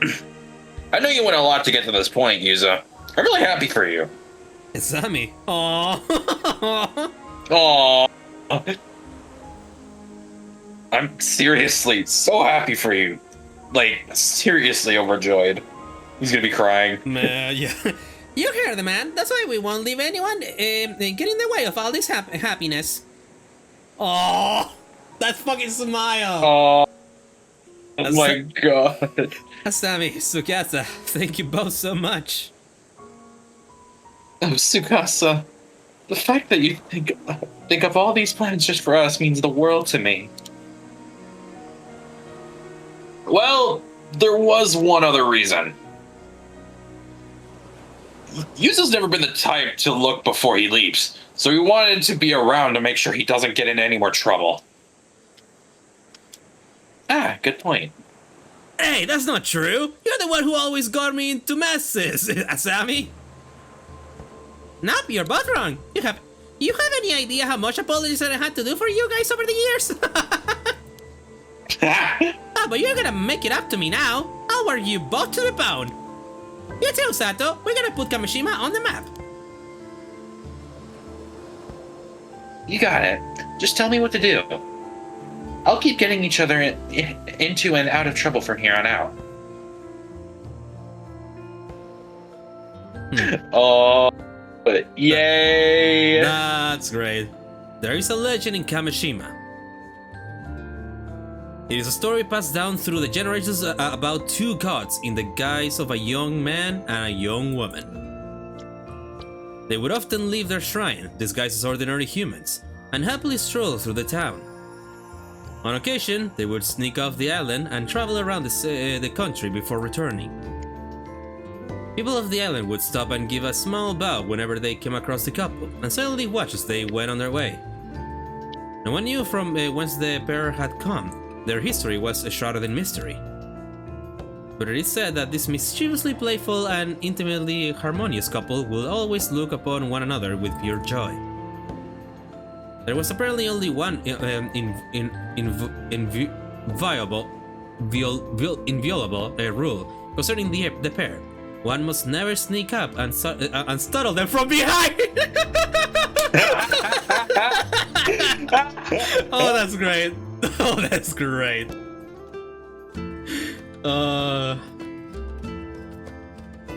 Several decades after those events. Several decades after those events. The country has seen two new emperors reign, and people with any detailed knowledge of those fateful days have grown few and far between. Now, the Kante Kisho ruins of Kamishima have become a sacred place for lovers, with couples flocking to it to strengthen their bonds. Nice. Aww. On this day, the young visitors who happened to come see the sights spotted a young man and a young woman together on the rooftop of the Kante Kisho ruins, gazing happily out to the sea.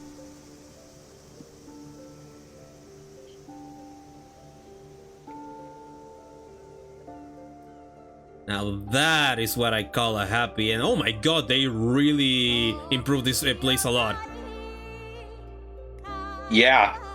Oh wait, let me guess. This is modern day. Well, not Kamishima because Kamishima doesn't exist, but at least modern day stuff, buildings. At least yeah, for Mermaid. more modern day. Yeah. Wow.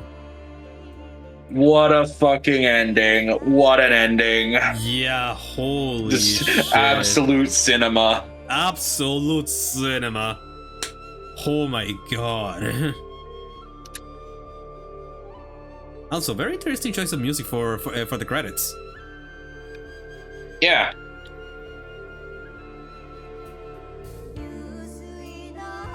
Ooh. I like this. Yeah. Square Enix. Please, Square, make this developer have a third game. Give them the budget for a third game, because how long was the time between these two games?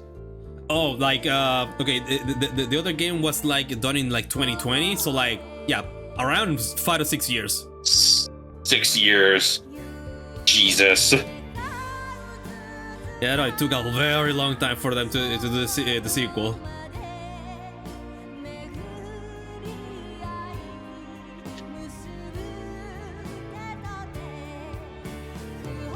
I'm just gonna. Oh my god. Yeah, I'm just gonna sit here and just listen to the credits. Yeah. And yeah, we managed to solve a lot of the puzzles on our own. Some of the things you realized and some things that I realized, and thanks to that we solved a lot. Yeah, you realized some shit that I didn't, and surprisingly. Yeah, and then I was like, oh shit. And also, yeah, there's also the times where you ended up fucking me a little bit over, like with the with keep a comma. Yeah. Especially because I was also gonna be looking at the other stuff. Oh yeah, with Yusa, I on the consciousness, I was gonna say that maybe the Yusa's conscious head was the one that we were controlling, but then you were like, nah, it has to be Mare. Yeah, it just felt like the most sense. You can't blame me. Yeah, honestly, I can't blame you, because I also thought it was Mare for a good while too, until fucking Yusa came asked about the fucking head thingy. Yeah. But we're also just not gonna talk about the amount of times you died in the first episode. Yeah. So much time. Actually, that should help out a lot when they ask us who was the other immortal. Yeah. Yeah. Because it calculated the amount of times you fucking died. Yeah. I would think like 2 or 3 times or none. It wouldn't really make some people turn heads on who was the immortal. For me, it was 10 times. So I was like, oh yeah, it's Yusa. Maybe it was a good thing you didn't listen to me saying, get back to the boat, get back to the boat, get back to the boat. It inadvertently gave us an advantage on to figure the shit out. Yeah. But although technically, before he said about the 10 times though, I was like, I do remember telling you, okay, I know who he is. Do you know who he is? And you said, nope, I had no idea. And not then off the top of my head, no. Yeah, and then when they say you already have witnessed his death 10 times, you immediately said Yusa. It's Yusa because you died 10 fucking times. But yeah, so that's what the Tumegasuki was literally the spirit of Paranormasight, the Mermaid's Curse. Yep. Oh, that's why that's why their photos is the two of them. We're seeing the photos of their the photos of a times past. Yeah, the shark. Yeah, sure.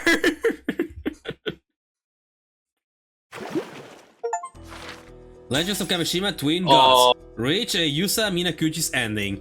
Oh yeah, we still have some other ones to go too. Oh, okay. Yeah. Fabrication. Night has fallen. Abby and Circe have enjoyed all the sights. Okay, yeah. So well, time for the pressure now. Yeah, we've done all the happy shit. Time for depression. Yup. Oh, there we go. There we go. There's the new timeline. Oh. Oh, wow. An exciting Iseshima adventure.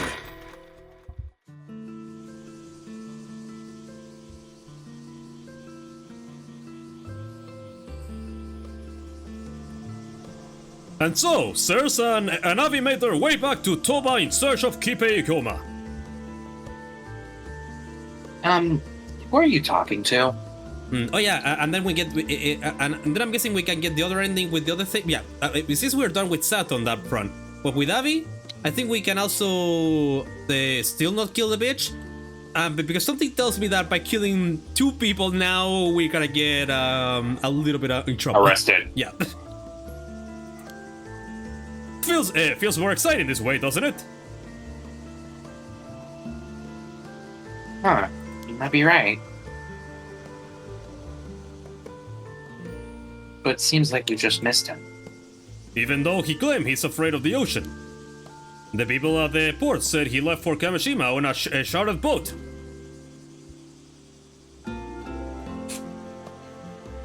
There are no more ferries today, so we have no way of getting back to the island. I'm afraid there's not much else we can do. Well, as long as we got the town of tobacco, there might be another chance someday. Huh? Sirs, what's wrong? I don't know, but the Tama tobacco is giving off a strange spiritual energy. It has the stuff in it, right? Yup. Oh, I didn't notice it. I did notice it felt a bit heavier than before. Let's take a look. Huh? There's something inside. Huh? Something just appeared inside? Yep, mermaid flesh. Yep. What's this? A chunk of flesh? My goodness! Could this belong to a mermaid? Wait, what? Is that real? Exudes an incredible spiritual energy. Whatever it is, it's extraordinary. Doesn't this feel too good to be true, though? It could be a trap or a curse. I mean, technically it wasn't for you guys, so... I actually found it! The gods haven't forsaken me after all! Thank you, world! I accept your gracious offering! Yeah, are you seriously going to eat a chunk of mystery meat just like that? What's wrong with you? Well? Not particularly good, very watery, not much fat, and no real texture. You know, you're on the right page of being an immortal. Like, you could pass up as an old man or as just a grown-up in general. Yeah. But it's not too fishy, so fried menuderie style. Is that French or something else? Meunière. Yeah, can you pronounce it? Yeah, I just said it's a meunière. Meunière, something like that. Oh yeah, I cannot. I think it's a French word. Oh yeah, I cannot say that shit. I will not be able to say that. Still. Yeah, no, it's one of the tougher things to say. It might not be half bad.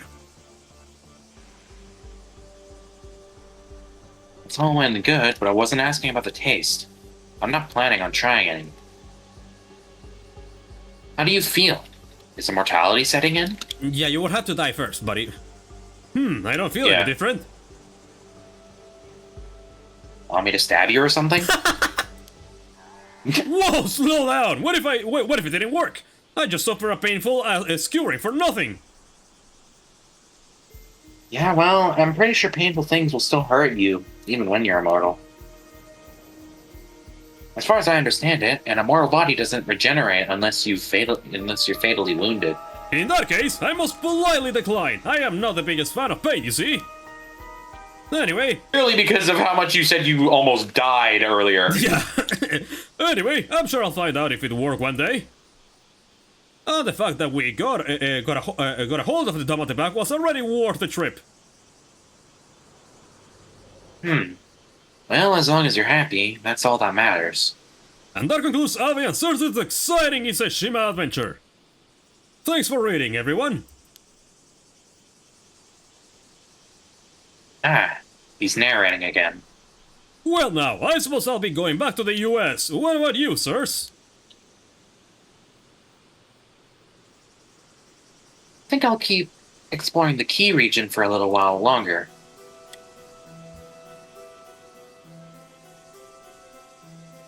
I think I was thinking of paying a visit to Kumano Gongen.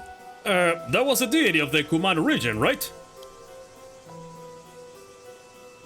That's the one. Actually, it's a collective term for the deities enshrined in the 3 grand shrines known as the Kumano Sanzan. Okay, yeah, let me just skip it. Any post credits? And thus, after obtaining the flesh of a mermaid, Avi's wish came true and he was granted an 800-year lifespan. However, oh, here comes. Soon after, Avi was detained at the airport by the Paranormal Affairs Bureau under suspicion of murdering Kikuko Tsutsui with a car. Yep.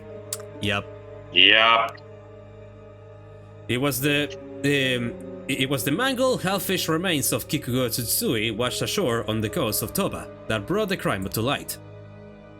Avi fought back furiously, yelling and demanding he get a lawyer and saying he refused to talk. He did everything he could to avoid conviction.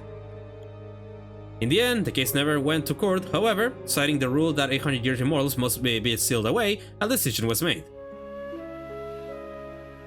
From that day on, Arnab Barnum, the cheerful fantasy novelist, was never seen in public again. Ending 3, the fall of Arnab Barnum. Damn. Whereabouts of the missing Now, what author? happens if she doesn't die? Yeah, that's what I'm gonna do, because, yeah, that happened because I killed her. Yeah. Anyways, got you guys, once that's done. Okay, we're back. We didn't kill Kikuko this time. And thus, after the iconic lifespan...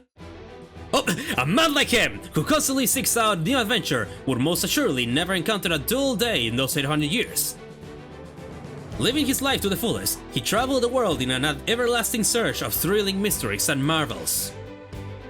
In the mid-21st century, his novel The Tale of the Never-Ending Youth, which was inspired by his own experiences, became a surprise worldwide hit. Finally! Yeah. The live-action adaptation by a major US studio proved a major success, spawning merchandise and a theme park that made him a wealthy man. Oh, he got a fucking theme park! Always smiling until his final days, he proudly proved that even after 800 years, not all glory is doomed to fade. In the 27th century, he wrote the following words in his journal. The world keeps on turning. Compared to its birth and the riches of its history, 800 years is far too short. Arnab Barnum. Yeah, no, yeah. So yeah, he kind of like he is also like a natural immortal, like Sato. Yeah. Another reason why I fucking love Arnav. Yeah. Alright, yeah. Ending 2, the glory of Arnab Barnum. Yeah, there we go. Now that's done. Now time for depression. Now that we don't have the flesh. Yep. Start from the bay.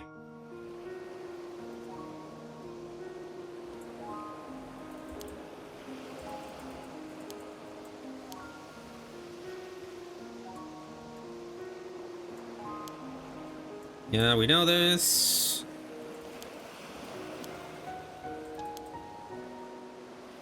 Yep, and now we don't have the other option available now. Yep. Okay, and you know, I know why it's blanked out. Because once you get the flesh, he won't even consider not giving it to her. Yeah. Man. I wish I could say otherwise, but there's nothing we can do. No, I don't want to say goodbye. Please don't leave us, Sato. Sato, Tsukasa. Please, there's no need for tears, Tsukasa. The truth is, I'm content with this. You are? I am. 400 years ago, I became a sacrifice to protect everyone from the curse. And now, not only is the curse of the raging waves broken, but so many other problems have been resolved as well.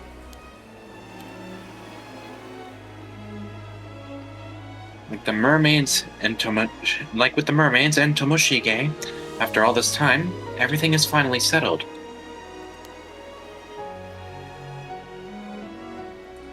Oh, Mishima is finally safe. It's a happy ending. Thank you guys. I fulfilled the purpose of this long life I was cursed with. It actually meant something. And for that, I can't thank you enough. Stop it, Sato! That's not true! Huh? All of that is just stuff you got mixed up in. You never asked for any of it. So don't say you fulfilled your purpose. This isn't a happy ending at all. You shouldn't have had to go through any of those things. None of it was your responsibility. Sato, from the moment you were made an 100-year immortal, you've just been used. She's right, Sato. You deserve, a way better life than that.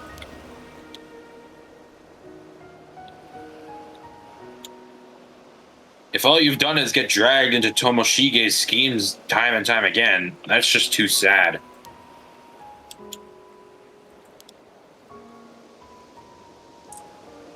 Look, be honest with yourself. Are you really content? What about your happiness, Sato? My happiness? After being forced to live for centuries, this can't be how you wanted things to end. You haven't had a chance to do anything for yourself. If you don't get to live happily, at least for a little while, after all you've been through, it was so unfair, I couldn't stand it.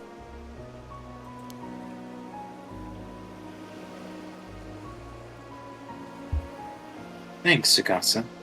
You're the best friend I could ask for. But when I said I was content, I meant it. I really am. I was never supposed to live in this modern age. When I gave my life to end the curse, I thought that would be it.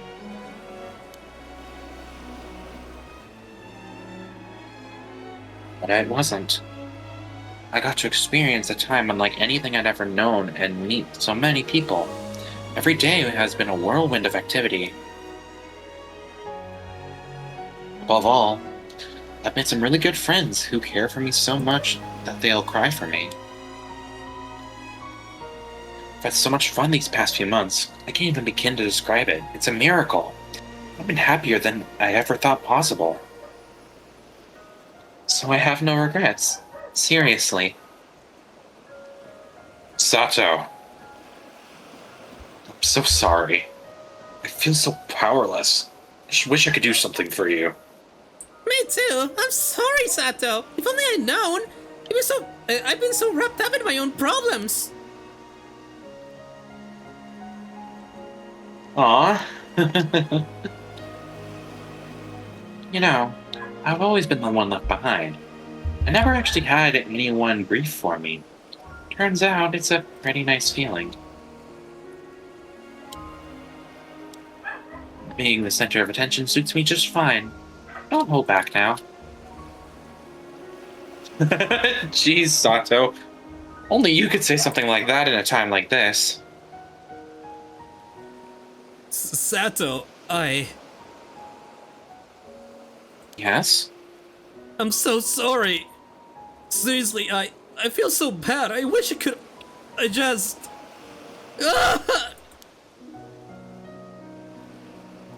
Yuza. Oh, he's got his arm around him. Oh. That's a new sprite, man. Oh.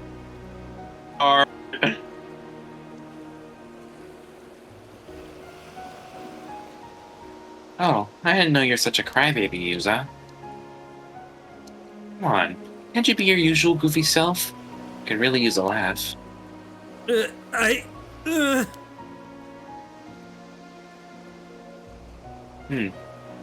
guys really feel that bad, huh? Then I guess you'll just have to make it up to me. For starters, you better keep your promise to hang out tomorrow. and I expect you to enjoy every last second to the fullest. Do that, and I guess I'll forgive you. Sato. You're leaving the island tomorrow anyway, right, Tsukasa? Yeah, probably. Then no more tears. If we can get just one more day of fun, spend one more day together like we always have, nothing would make me happier. Sounds like to me you're letting us off easy. So you think. But I'm counting on you to help me override all those bad memories with a bunch of happy ones. It'll be a busy day. Sato. Right, then that's what we'll do. Yeah, you can count on us. Dozens of happy memories coming right up. Hey, Yuza. Quit moping around. Hey, Yuza, quit moping already. That's our cue.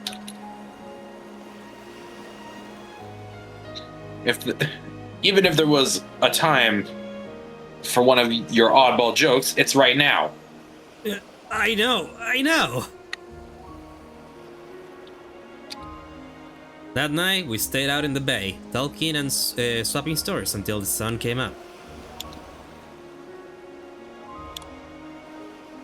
There was a rule. We had to answer any question Sato asked us. Honestly, without hiding anything. Which meant that gasps and chuckles inevitably followed each new review. We chatted for hours without once running out of things to share. We talked about the past, the future, our dreams, everything in our hearts. And through it all, Sato couldn't stop smiling. As for me, I was determined to etch every detail of Sato Shiranami into my memory. Every word and gesture, every expression on her face.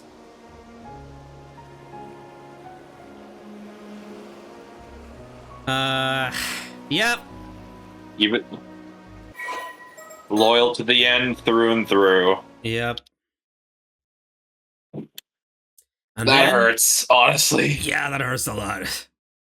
And then, the night after our meeting, Sato took a boat and went out into the bay alone, saying that she didn't want any of us to see her disappear. That was the last we saw of her, before she abandoned her transient form to the gentle waves and left this world behind for good. However, before she departed, she told us her final wish. And I vowed to carry it in my heart throughout the centuries that lay ahead as my own personal curse, impossible to dispel. Kinda like Tomoshige, huh? It was a simple wish, in Sato's own words. Remember me until your last breath.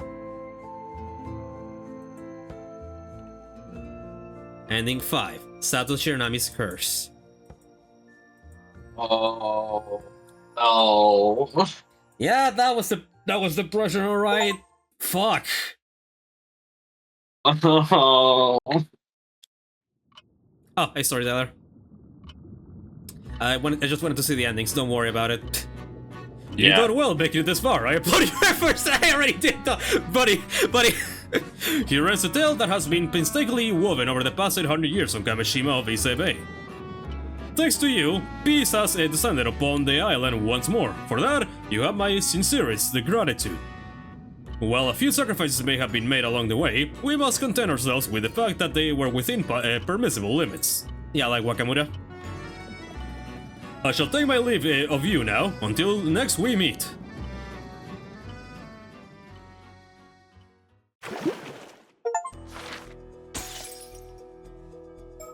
Okay, so... so first of all... File 38. File 38. Thank you for playing our game until the very end. As a token of our appreciation, we have some special information to share with you. About Sorcerer Suigen Gamioro! Okay? Spit it out. According to the results of an investigation conducted by the Paranormal Affairs Bureau, the original Suigen Gamioro retired following last year's incident involving the 7 Misters of Honjo. And a young man with an exceptionally potent spirit sense had since taken her place. It's Shogo. It's totally Shogo. It's fucking Shogo! Although the second Suigen Gamyoto has thus far focused on using his powerful abilities to solidify his social standing, his true purpose seems to be searching for a diviner by the name of Io Tokoro. Io Tokoro, who is said to be responsible for teaching the arts of curses and other supernatural techniques to a certain ordinary woman. Something tells me this is a setup for a third game. And yeah, techniques to a certain ordinary woman. That's Yoko. Something tells me we're gonna get a forward third to the game. day we can meet again in another Paranormasight. Sincerely yours, Nakagoshi. I'm so sure the storyteller is Nakagoshi. Like, very sure Nakagoshi is a storyteller. It has to be, Because yeah. who else refers to another Paranormasight as a storyteller? The storyteller is the only one that has says the shit. Yeah, that makes a lot of sense. Yeah, Io Tokoro is gonna be the central theme for the next game if we have any. We have to get another game. Come on. This is the perfect setup. Yeah, but also fuck, fuck no. We're still missing number. Wait, is it in line with the birds?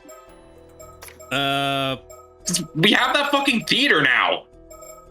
Oh yeah, maybe. Right. You're. Well, yeah, no, wait. Well, Yeah, yeah, we wait, have you're right. we have the fucking theater. So go to the birds. Okay, but before anything else, though. Oh wait, or does this tell me that? Oh, you know what? Yeah, let's just watch it. We'll read the lore right after. Mockingbird Theater, Karin Ka. Oh. Oh my god, who's gonna voice who? Oh god. Honestly, can we make this an entire episode on itself? No, it has to be this one because there's still a lot more time that I can just record. Oh yeah. Okay. I mean, you want me to take this one? Depends. Do you want it? I mean, yeah. See, I can do a high pitched voice. All right. Okay. Well. Looks like the sun showed its big bright mug. Guess it's time then. Time to head to school. This little bird is tit for tat, a rough and tumble first year at Aves Academy. His multiple acts of wanton feather plucking violence finally earned him a suspension that ended just yesterday. Any further trouble, roughhousing, truancy, or otherwise, is bound to spell his expulsion. Will Tit for Tat be able to rein in for his short-tempered belligerence enough to make it to school without its incident?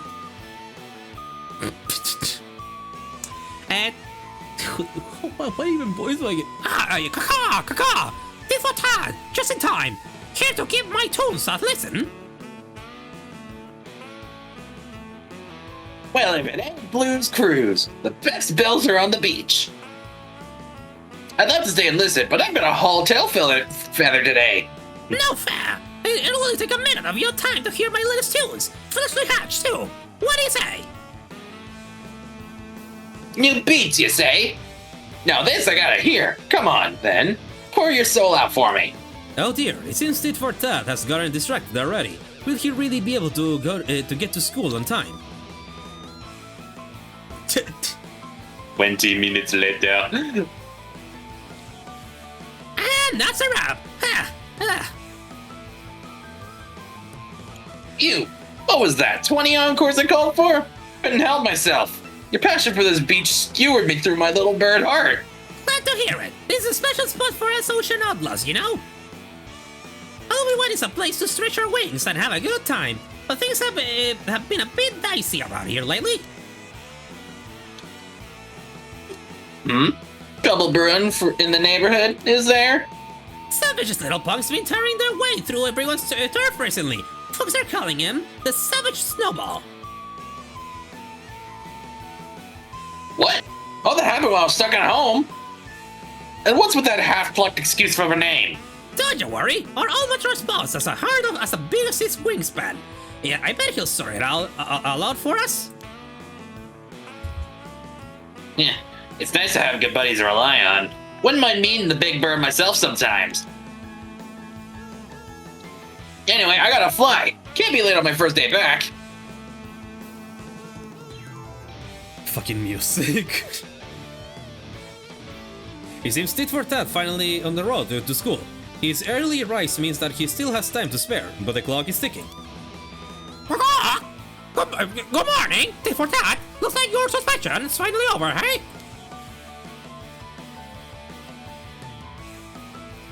If it ain't Tootin' Tail from next door, what's got you out here so early, preaching your festival dance?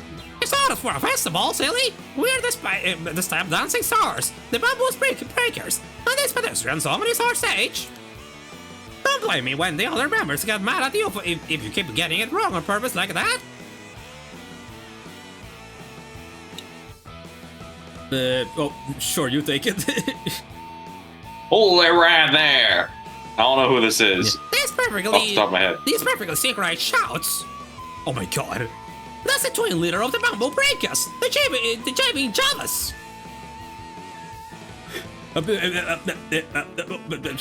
They're talking too fast.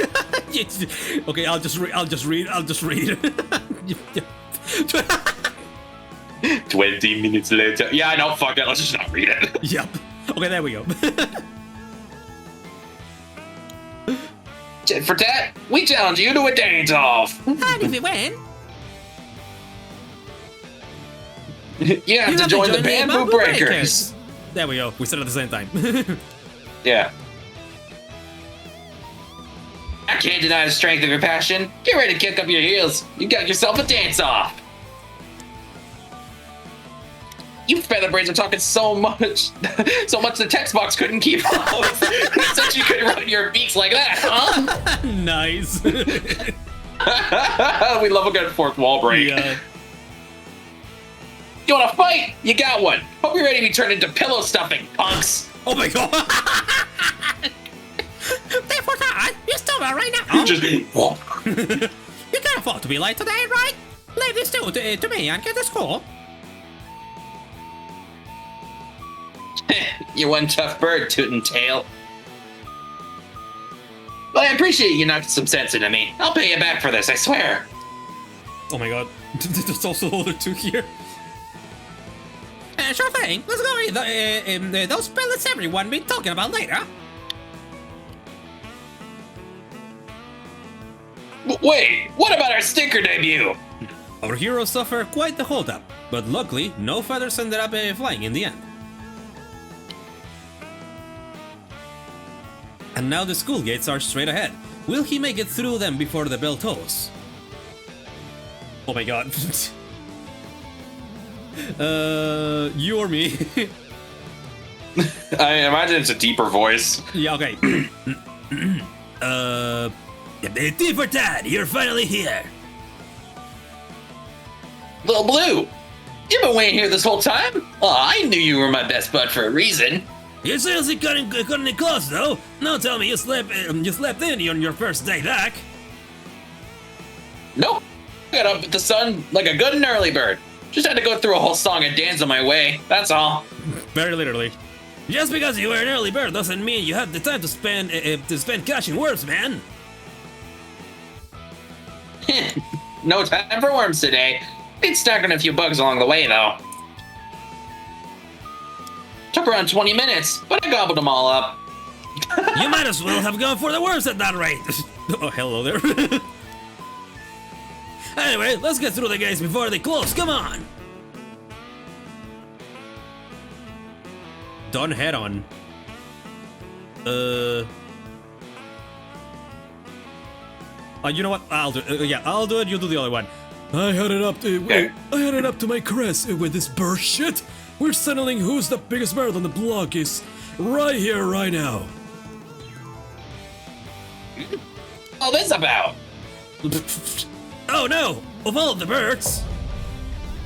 He's the leader of the Ocean Outlaws, the charismatic cruiser Albatross Boss! And the leader of the Rebels Ruse, the Ashen Assassin Don Heron!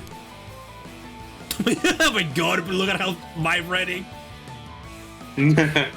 We're the two neighborhood big shots squaring off over pecking order in front of our school! And right in the middle of our turf! Tit for tats! Gotta bust a gasket! Oh man, he's quivering with rage already! It's only a matter of time before he blows! I'm only pulling your feather, mate. Don't worry, I'm just gonna have a little talk with him. What? You wanna talk things out? I hear that Albatross boss is the understanding type, and besides, if I made feathers fly here, I wouldn't be able to flock together with my chums in Blue's brutal beaks anymore. Flying the roost and leaving your mates high and dry ain't what chums are about. Birds of a feather, that's us. Cool as a cassowary. That's our tit for tat. A bit much with the bird idioms, but still poignant. I was willing to give you. I was willing to give you and your flighty flock a pass up to now. But you all act like you're the cook of the walk. I think it's time to show you ocean outlaws who really rules the roost around here. Even go for you. Ready when you are, Don. Just say the word and we'll clip it, and we'll clip our wings. We'll go for you. Go for it. I get to, yeah. Rebels roost? Roost? More like rabbles roost. The last birds who found you impressive went the way of the dodo years ago. Isn't that right, boss? Hey, you lot, how about you clear out and go squawk at each other somewhere else? You're disrupting classes! Huh? Who's this little baby? Puffball! Fledgling! Got a problem with long-tailed tits, do ya? Well, this bush tits had enough of your shit. Oh man, his stepper's the shortest ever. He snapped like a twig with too much weight on it. Oh, your feathers are decorating my nest with them. You'll be a plucked parrot look pretty. You'll make a plucked parrot look pretty by the time I'm done with you. My God. Oh my God.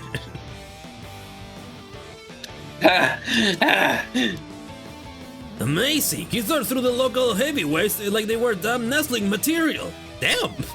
That's one strong bird. Little bird. But it looks like it ended too quickly to cause an uproar. Come on, let's go before the teachers notice. Those were some serious moves back there. Not that I expected anything less from the savage noble himself. What's that you called me just now? The savage noble, man. Man, I wish I had a cool nickname like that too. You call him a snowball, punk. You're flying off the handle again. And so, Tit for Tat's legendary rampage began. It lasted until well after the school day had ended, and ended up landing him a full-fledged expulsion from Apes Academy. Wow. The end. The end. Wow. Okay, let's read some bird lore. Tongoy Turkey, a dapper dancer on the Bamboo Breakers dance team. Known for his fleet footwork and vibrant display of tail feathers, having originally harbored dreams of days spent mocked by adoring fans. The current station, with Team Darling Maverick Mandy as the apple of everyone's eyes, has him gushing his beak in frustration. Maverick Manny, a member of the Bamboo Breakers dance team. This lucky dog is envied far and wide as the man who stole the heart of Maverick Mandy. The two are now a pair of lovebirds anyone would envy, or so he thinks. In reality, the only time they can be called that is during their extravagant dances, and he remains blissfully unaware of her frequent flings. A fact that everyone else on the team has already noticed. Oh, that's why this is a full heart, because yeah, love between these two, and this is what just Yep. Yep. Fast line frigate. A light-hearted sea racer most often found speeding across the surface of the ocean. This thrill seeker was originally drawn to the danger of always being a wingbeat away from a watery grave. After falling for Maverick Mandy at first sight, he joined the Bamboo Breakers dance team in a complete 180 from his usual ways. In recent days, he's often seen fumbling his way through unfamiliar dance moves and puffing up his bright red throat sack in an attempt to catch her eye. Jibin Jalas. the twin leaders of the Bamboo Breakers dance team. These sprightly sparrows charm everyone with their perfectly partner dances, particularly about keeping clean. They always set aside break time for bats, even during performances. The recent rise of the junior team Tit for Tat has caught them off guard, and the two now view him as their rival in adorableness, something which Tit for Tat has not noticed at all. Turin Teal, a senior member of the Bamboo Breakers dance team. She was scouted after they were inspired by her lightning quick movements when rocketing upwards in a surprise at the music blasting from a boombox. Having been next neighbors with Tit for Tat since they were hatchlings, the two remain good friends to this day. And here's the heartbreaker, Maverick Mandy, the darling of the Bamboo Breakers dance team. As fickle as she is flirtatious, her tendency to toy with birds other than her current view causes relationships within the team to become more tangled by the day. Her heart is easily stolen by birds with unexpected sights, and the most recent object of her affection includes a bad boy with a cute face and a girl who dominates the dance floor with her tempestuous moves. These two. Aww. Oh yeah, also this guy. Yeah, after Tit for Tat. Okay, so yeah, so these are our best buds. Kiting Killer, the strategies of the Rebels Roost delinquent crew. He can often be seen circling the skies over their territory, over on the lookout for intruders. Those unfortunate enough to be spotted by him will find themselves greeted by his signature dive bomb attack and grappling claws. He and Fastline Frigate of the Bamboo Breakers dance team go way back, having fostered a mutual respect for each other's prowess during their sea racing days. Little Blue, the leader of the hoodlum band Brule Beaks, albeit in name only, the son of Abe's Academy board chairman. He turned to delinquency in defiance of his father, who refused to accept Tit for Tat, the very first friend he ever made. Although small in stature and timid by nature, those who have seen him cornered tell a different story. Describe his berserk behavior as that of a bird possessed. Oh, but damn. Mimicking Minus, a sharply and cheerful member of Blue's Brule Beaks hoodlum band, having taken a liking to Tit for Tat and his rambunctious ways. He spends his time regaling anyone who will listen with tales of Tit for Tat's exploits, made all the more colorful by his skill at mimicry, a habit which has only contributed to the diminutive delinquent's infamy. Can Do Talk Toucan, an easygoing and affable member of the hoodlum and band Blues Brule Beaks. He deftly carries out various tasks with his large beak. His conspicuous break and strange way of living tend to make him the target of rowdy birds looking to pick a fight. And it was during one of those altercations that Tit for Tat came to his rescue, leading to the two hanging out together. Blues Cruise, a singer-songwriter in charge of producing pumping tracks for the Ocean Outline Hooligan Gang. He can be found at the same spot every day, jamming to his repertoire of songs. He's recently hit it off with Tit for Tat, who admires his work, but he remains unaware that his new fan is a notorious delinquent. Tit for Tat, the top troublemaker of Blue Brule Beaks, a gang of delinquents from Abe's Academy who have recently been wreaking havoc throughout the region. Despite his cute snowball-like appearance, he's both fierce-tempered and ruthlessly territorial, and the force with which he flies at anyone who messes with the gang's turf is more like a bullet than a snowball. Booby Bravo, a steadfast senior member of the Ocean Outlaws Hooligan Gang. Accustomed to living in a group, he's quick to step in and smooth things over whenever he hears of a dispute erupting among the gang's ever-growing ranks. Second to none in his loyalty to their leader, he's quick to tell him whenever he finds a promising new feeding ground. Cook and Plover, one of many birds inspired to join the Ocean Outlaws Hooligan Gang by the commanding presence of its leader, Albatross Boss. He's best known for his ability to quickly blend into the background, so much so that no one is entirely sure when exactly he joined the gang. Gull and Roses, a member of the Ocean Outlaws Hooligan Gang. Usually found whiling away his days at the seaside, he has a tendency to suddenly show up whenever trouble begins brewing, just so he can stick his beak into the chaos. Despite being the only one to notice the lack of substance behind Albatross Boss' imposter demeanor, he finds it more entertaining than anything else, and has thus far elected to keep quiet about it. The Godfather, the second in command of the Ocean Outlaws hooligan gang. This sharp feathered bird is instantly recognizable by the chic black band on his tail feathers beneath his sunglasses. His sharp red-rimmed eyes are constantly focused on the top spot in the gang, and these ambitions have led him to scheme with others in an attempt to exploit any cracks they can find in Albatross Boss's overwhelming charisma. Albatross Boss, the leader of the Ocean Outlaws, a gang of hooligans who soar around the skies of a seaside town.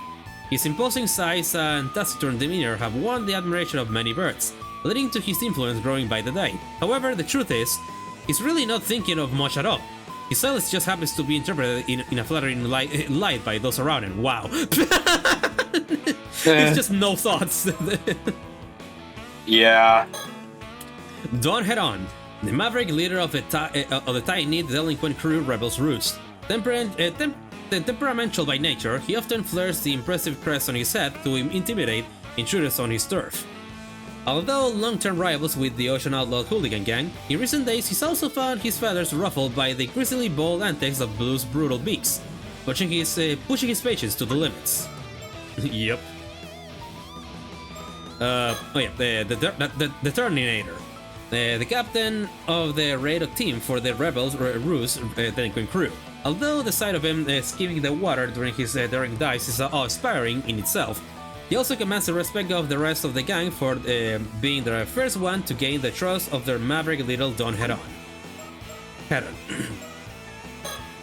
Boost Boozler, a wanderer who wends his way into town each spring, seemingly appearing out of nowhere. In truth, he is a secret member of the Rebels Ruse delinquent crew, and a fearless fighter. Taking advantage of the ambitions of the Godfather, the sharp-witted schemer of the Ocean Outlaws is plotting to upend the current power balance of the Mockingbird world. Wow. That was something. That was something for sure. But yeah, nope. I still have fucking. Where's the 8? Where's number 8? I am not in the series until I get that 8, so you're gonna forgive me, but yeah, you're gonna excuse me. I'm gonna go look at some videos or shit and see what the fuck that 8 is. For now, I'm pausing. Okay, we're here. So, the file that I'm missing is called Ijiga Town, and this is Ijiga Town. Yeah, this is the town of Ijiga in Toba City. The area is a historic place known for its name, Amadivers. Oh? I know it well. It's also famous. Right. It's also famous as the filming location in one of Japan's most well-known monster films. I wouldn't know about that myself, ma'am, but you seem unusually well-versed in that area. Those old Tokatsu films are the best. You should watch some for yourself, Soto. As you wish. I'll look into it. There we fucking go! Kamishima expert, all the files. Ijiga Town is a fishing settlement located within Toba City on the eastern tip of the Shima Peninsula. To think I missed this shit, damn. The area takes its place name from Ijiga-jima, an island offshore of the region. It is said that the hollow in the center of the island was so reflective as to resemble a mirror, leading to Yamato Hime no Mikoto giving it its current name, which is written with the characters for stone and mirror. The area's coastline is a particularly beautiful sight, and is well known as a spot to watch the sunrise. It is also notable as the filming location of the first entry in one of Japan's most famous monster films, and sees many visits from fans as a result. There we go. Now I have all the files. Finally! Oh, thou. That was a little bit of a hassle because I did not know where the fuck. But yeah, it was bound to be a city, given the fact that it was around the city once. Yeah. Okay, now also before ending this shit fully, I need to see if I have all the achievements already now. I'm missing 3. How the fuck am I missing 3 achievements? How? Okay, well, I can actually see here. Okay. Let's see what it is. Oh, phone alone. Be a terrible at picking up the phone. Oh, gotcha. And Twinkle of the North Star. Find the North Star.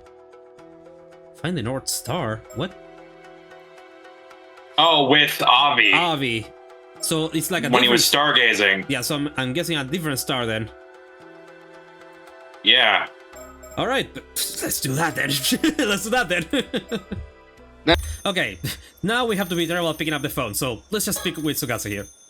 Sit down, the phone's ringing. Yeah, I guess it is. Shouldn't you get it? I guess I should. I'm not really sure. Well, don't look at me. What do you normally do? Normally I pick up. It's the least I can do while staying here. Well, there you go. Just pick it up then. Yeah, I guess so. Makes sense. Wait, are you one of those people who lets the phone ring for a while before picking up? Where people will think you got too much free time on your hands or something? What? How did you... No, that's not it. Sometimes when you pick up too fast, it startles people, so I wait on purpose. Okay, so haven't we waited long enough? No, just a bit more. Letting it ring a little shows we're being thoughtful. If you wait this long and then pick up all of a sudden, I feel like that's gonna startle them too. Nah. I mean, don't you hate picking up the phone? This one in particular is giving me a real bad feeling. Well, I guess I do get where you're coming from. Wanna just ignore it? Maybe. But even though I have a bad feeling about it, I still feel like we really should get it. Yeah, same. Something about it is bugging me. Still, if it stops ringing just before I pick up, then that's just fate, right? If they hung up, that's that. We were destined to not hear the call. Bro. So let's get this straight. You're worried about the call, but also too scared to pick it up. That might be the case. If only there were someone a little braver than me. I refuse. I didn't say you. Yeah, but you implied it. I don't want to get either. Something doesn't feel right about it.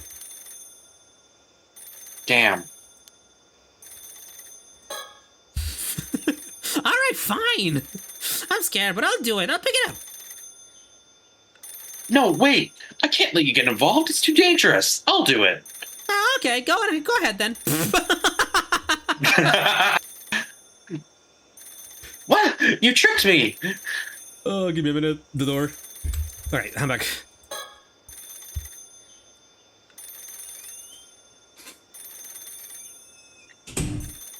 Oh, fuck. Okay, there. You know, I really thought if we kept this up, they'd hang out. But man, talk about persistent. Must be really important if they waited this long. Maybe it's time to actually answer it. Yeah. There we go. Phone alone. Be terrible at picking up the phone. Okay. Yeah, well, I'm not gonna answer Tomoshige. Yeah, the stars was here.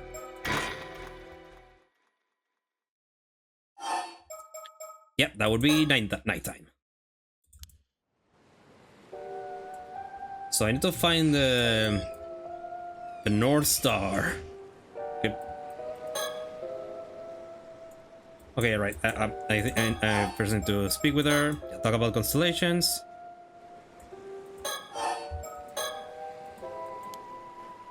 Yeah, Antares.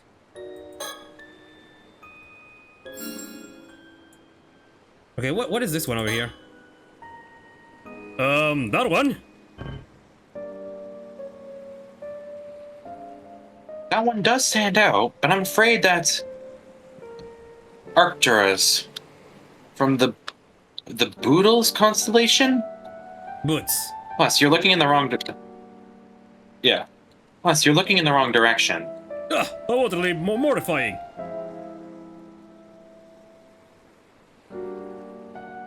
Are you that upset?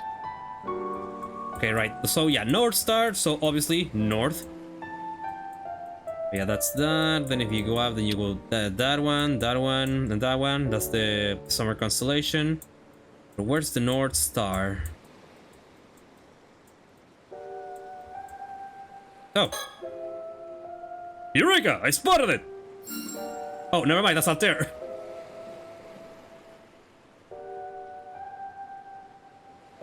But yeah, you already know this. It's a bam bam ba bam.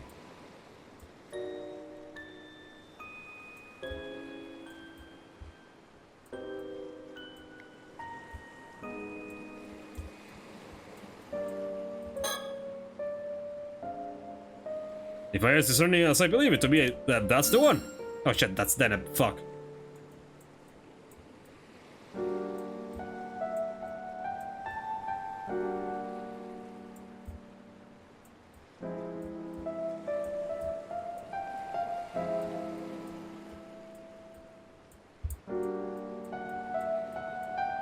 We'll find the fucking star around here. It's gotta be something. Oh! Whoops. That was actually new. Okay. Yes, that's the North Star. So, yeah. Well, what's this? I do believe that star hasn't moved from its place in the sky in the slightest. Oh, yes. That's the North Star. Sailors would use it to pilot their course when at sea. To plot their course when at sea. That said, no star would move that much in the span of a few minutes. You do know that, right? Eh? There we go. Twinkle of the North Star. Now I have every achievement. Yay! Yep, fully completed now. There you go. Oh, hey, what the hell? It's not giving me the last achievement of having every achievement. Oh, now give it to me. I just had to bitch a little. Okay, now before ending it for realsies this time. Well, with this I already didn't kill. I just wanna want to sit right with me and just have Arnav give the tomate bago. Oh, yeah. I know it's not gonna change anything, but I just want to see the happy ending again. Yeah. Otherwise, it's just not gonna have a good taste in my mouth. Fair. Yeah, admit. At least I need it. Tell the truth. And he gave it to us.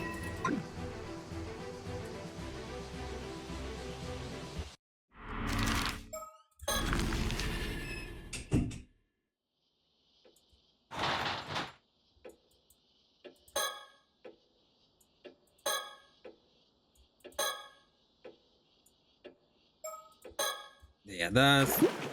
Wait, now we have that. And then the eternal conclusion. Yep. Yeah, storyteller, the epilogue, the legend. Yeah, the epilogue.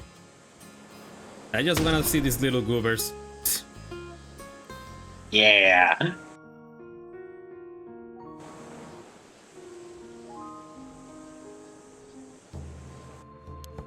Yep, and then the legend. And now we have the end. A very happy ending. Okay, Yeah. now it's finally done, and I'm fully satisfied. 100% of the game too. Now. Man, what a fucking Yeah. story! What a story. Yeah, the Paranormasight, the first Paranormasight, this one, I will say one is better than the other because both of them are just good. Both of them pretty good, and both of them are tell a different Both of story. them are very good. But also, If I was fucking right, Tsurika Miyono is Shogo. Yeah. That doesn't outright say it, but it's pretty obvious. Yep. Who else would it be? Yeah, and I cannot wait. Yeah, especially saying that he was looking for somebody that made another ordinary girl to train her, that being Yoko. Yep. But yeah, I cannot wait for the third installment following that, what he was saying. Meaning that we might have play Shogo again. That, or we play a new character, and then we'll see Shogo too. Yeah. But yeah. This will be the end for this. Final thoughts on the game. I mean, more or less the same as you, honestly.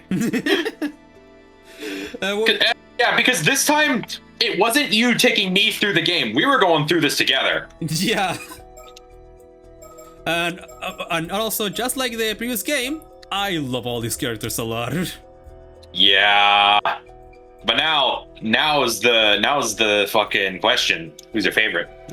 Ooh, my favorite. Okay, Yusa grew a lot on me, like a lot. Yeah. Especially with the fucking love story, that shit hit me in the feels. But if I'm talking about the one that I had the most fun voicing, Arnav. Yeah, that one, I saw that one coming. But I'm gonna be honest, I liked Yumeko a lot during this story. Yumeko and Soto. Was pretty good too. But yeah, I would say like emotionally, Yusa. And for vibes, funny enough as to say that, Arnav. Yeah, emotionally goes to Sato for me. Damn, we two sides of the spectrum here for us. Yeah, and then the people I had the most fun with, I'm gonna be honest, I loved voicing Yumeko for this. I can bet. I also find it funny that I had a good amount of the females. Yeah. Usually it's the other way around with us, but no, this time I had a lot of the females. Yep. Honestly, not bad, man. You did a pretty good job. Yeah, but my voice can only go so far. Yeah. But yeah, no, yeah. And even then, for fucking fuck, what was his name? I already forgot his name. He was with Yuza from the start. Asami. Yeah, Asami. It was basically just my normal fucking voice. Yeah. I mean, so was for me with Yusa. Yeah. But yeah, no, I also like Yumeko. I just love all these characters. Yeah. Shotara can it's go fuck hard himself, to just pick it. Yes. It's hard to just pick and choose like a proper favorite for this series among the main cast. Yeah. But if I had to pick a favorite of a side character, I kind of like Detective Ide. Oh yeah, Detective was pretty fun to be around. Even though he didn't show up much, he was pretty good. Yeah, like that's what I mean. Apart from the main cast, if I had to pick a side character, Detective Ide is up there. For me as a side, it would be... Shit, okay, a little bit hard, but I have a prediction in mind of who you're gonna say. Oh fuck, I am torn between Asami and Circe. Well, technically those two are main characters. Technically, but you don't really control. Okay, oh yeah, right. Yeah, if we go for a deep cut, then that we done then. Like that's what I'm talking about. Okay, gotcha. Then I would say, I'm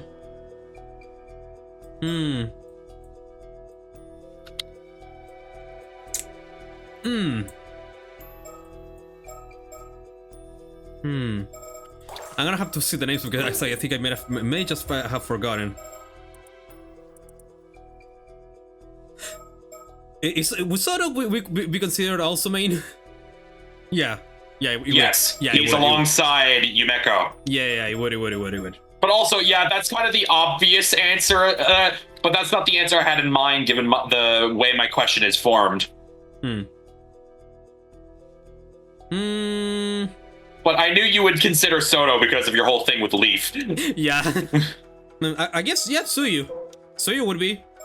Fucking call! I knew it. You called it. Yeah, I was thinking in my head. It's like he's gonna say sue you. He's gonna say fucking sue you. Yeah. If we're not talking like side characters that were pretty prevalent, then yeah, sue you. Yeah, fucking knew it. I don't know why, but I just like voicing old people. It's like, how are you doing, young man? Back in my day. Oh, I had a blast.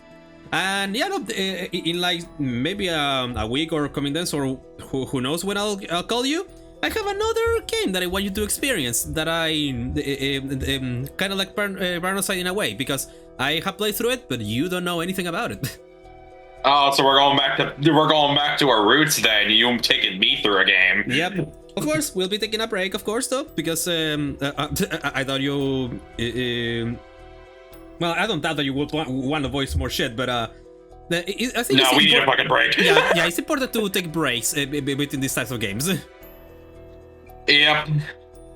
But until then, though, that's all for today, guys. If you guys like this video, please do leave a like and subscribe if you haven't already. And become part of the Discord server so you don't miss out on any uploads to YouTube and whenever I go live on Twitch once I don't got a full shitty internet. And with all that out of the way, I bid you all, my dear travelers, adieu. So bye bye and have a great day, everybody. Bye bye.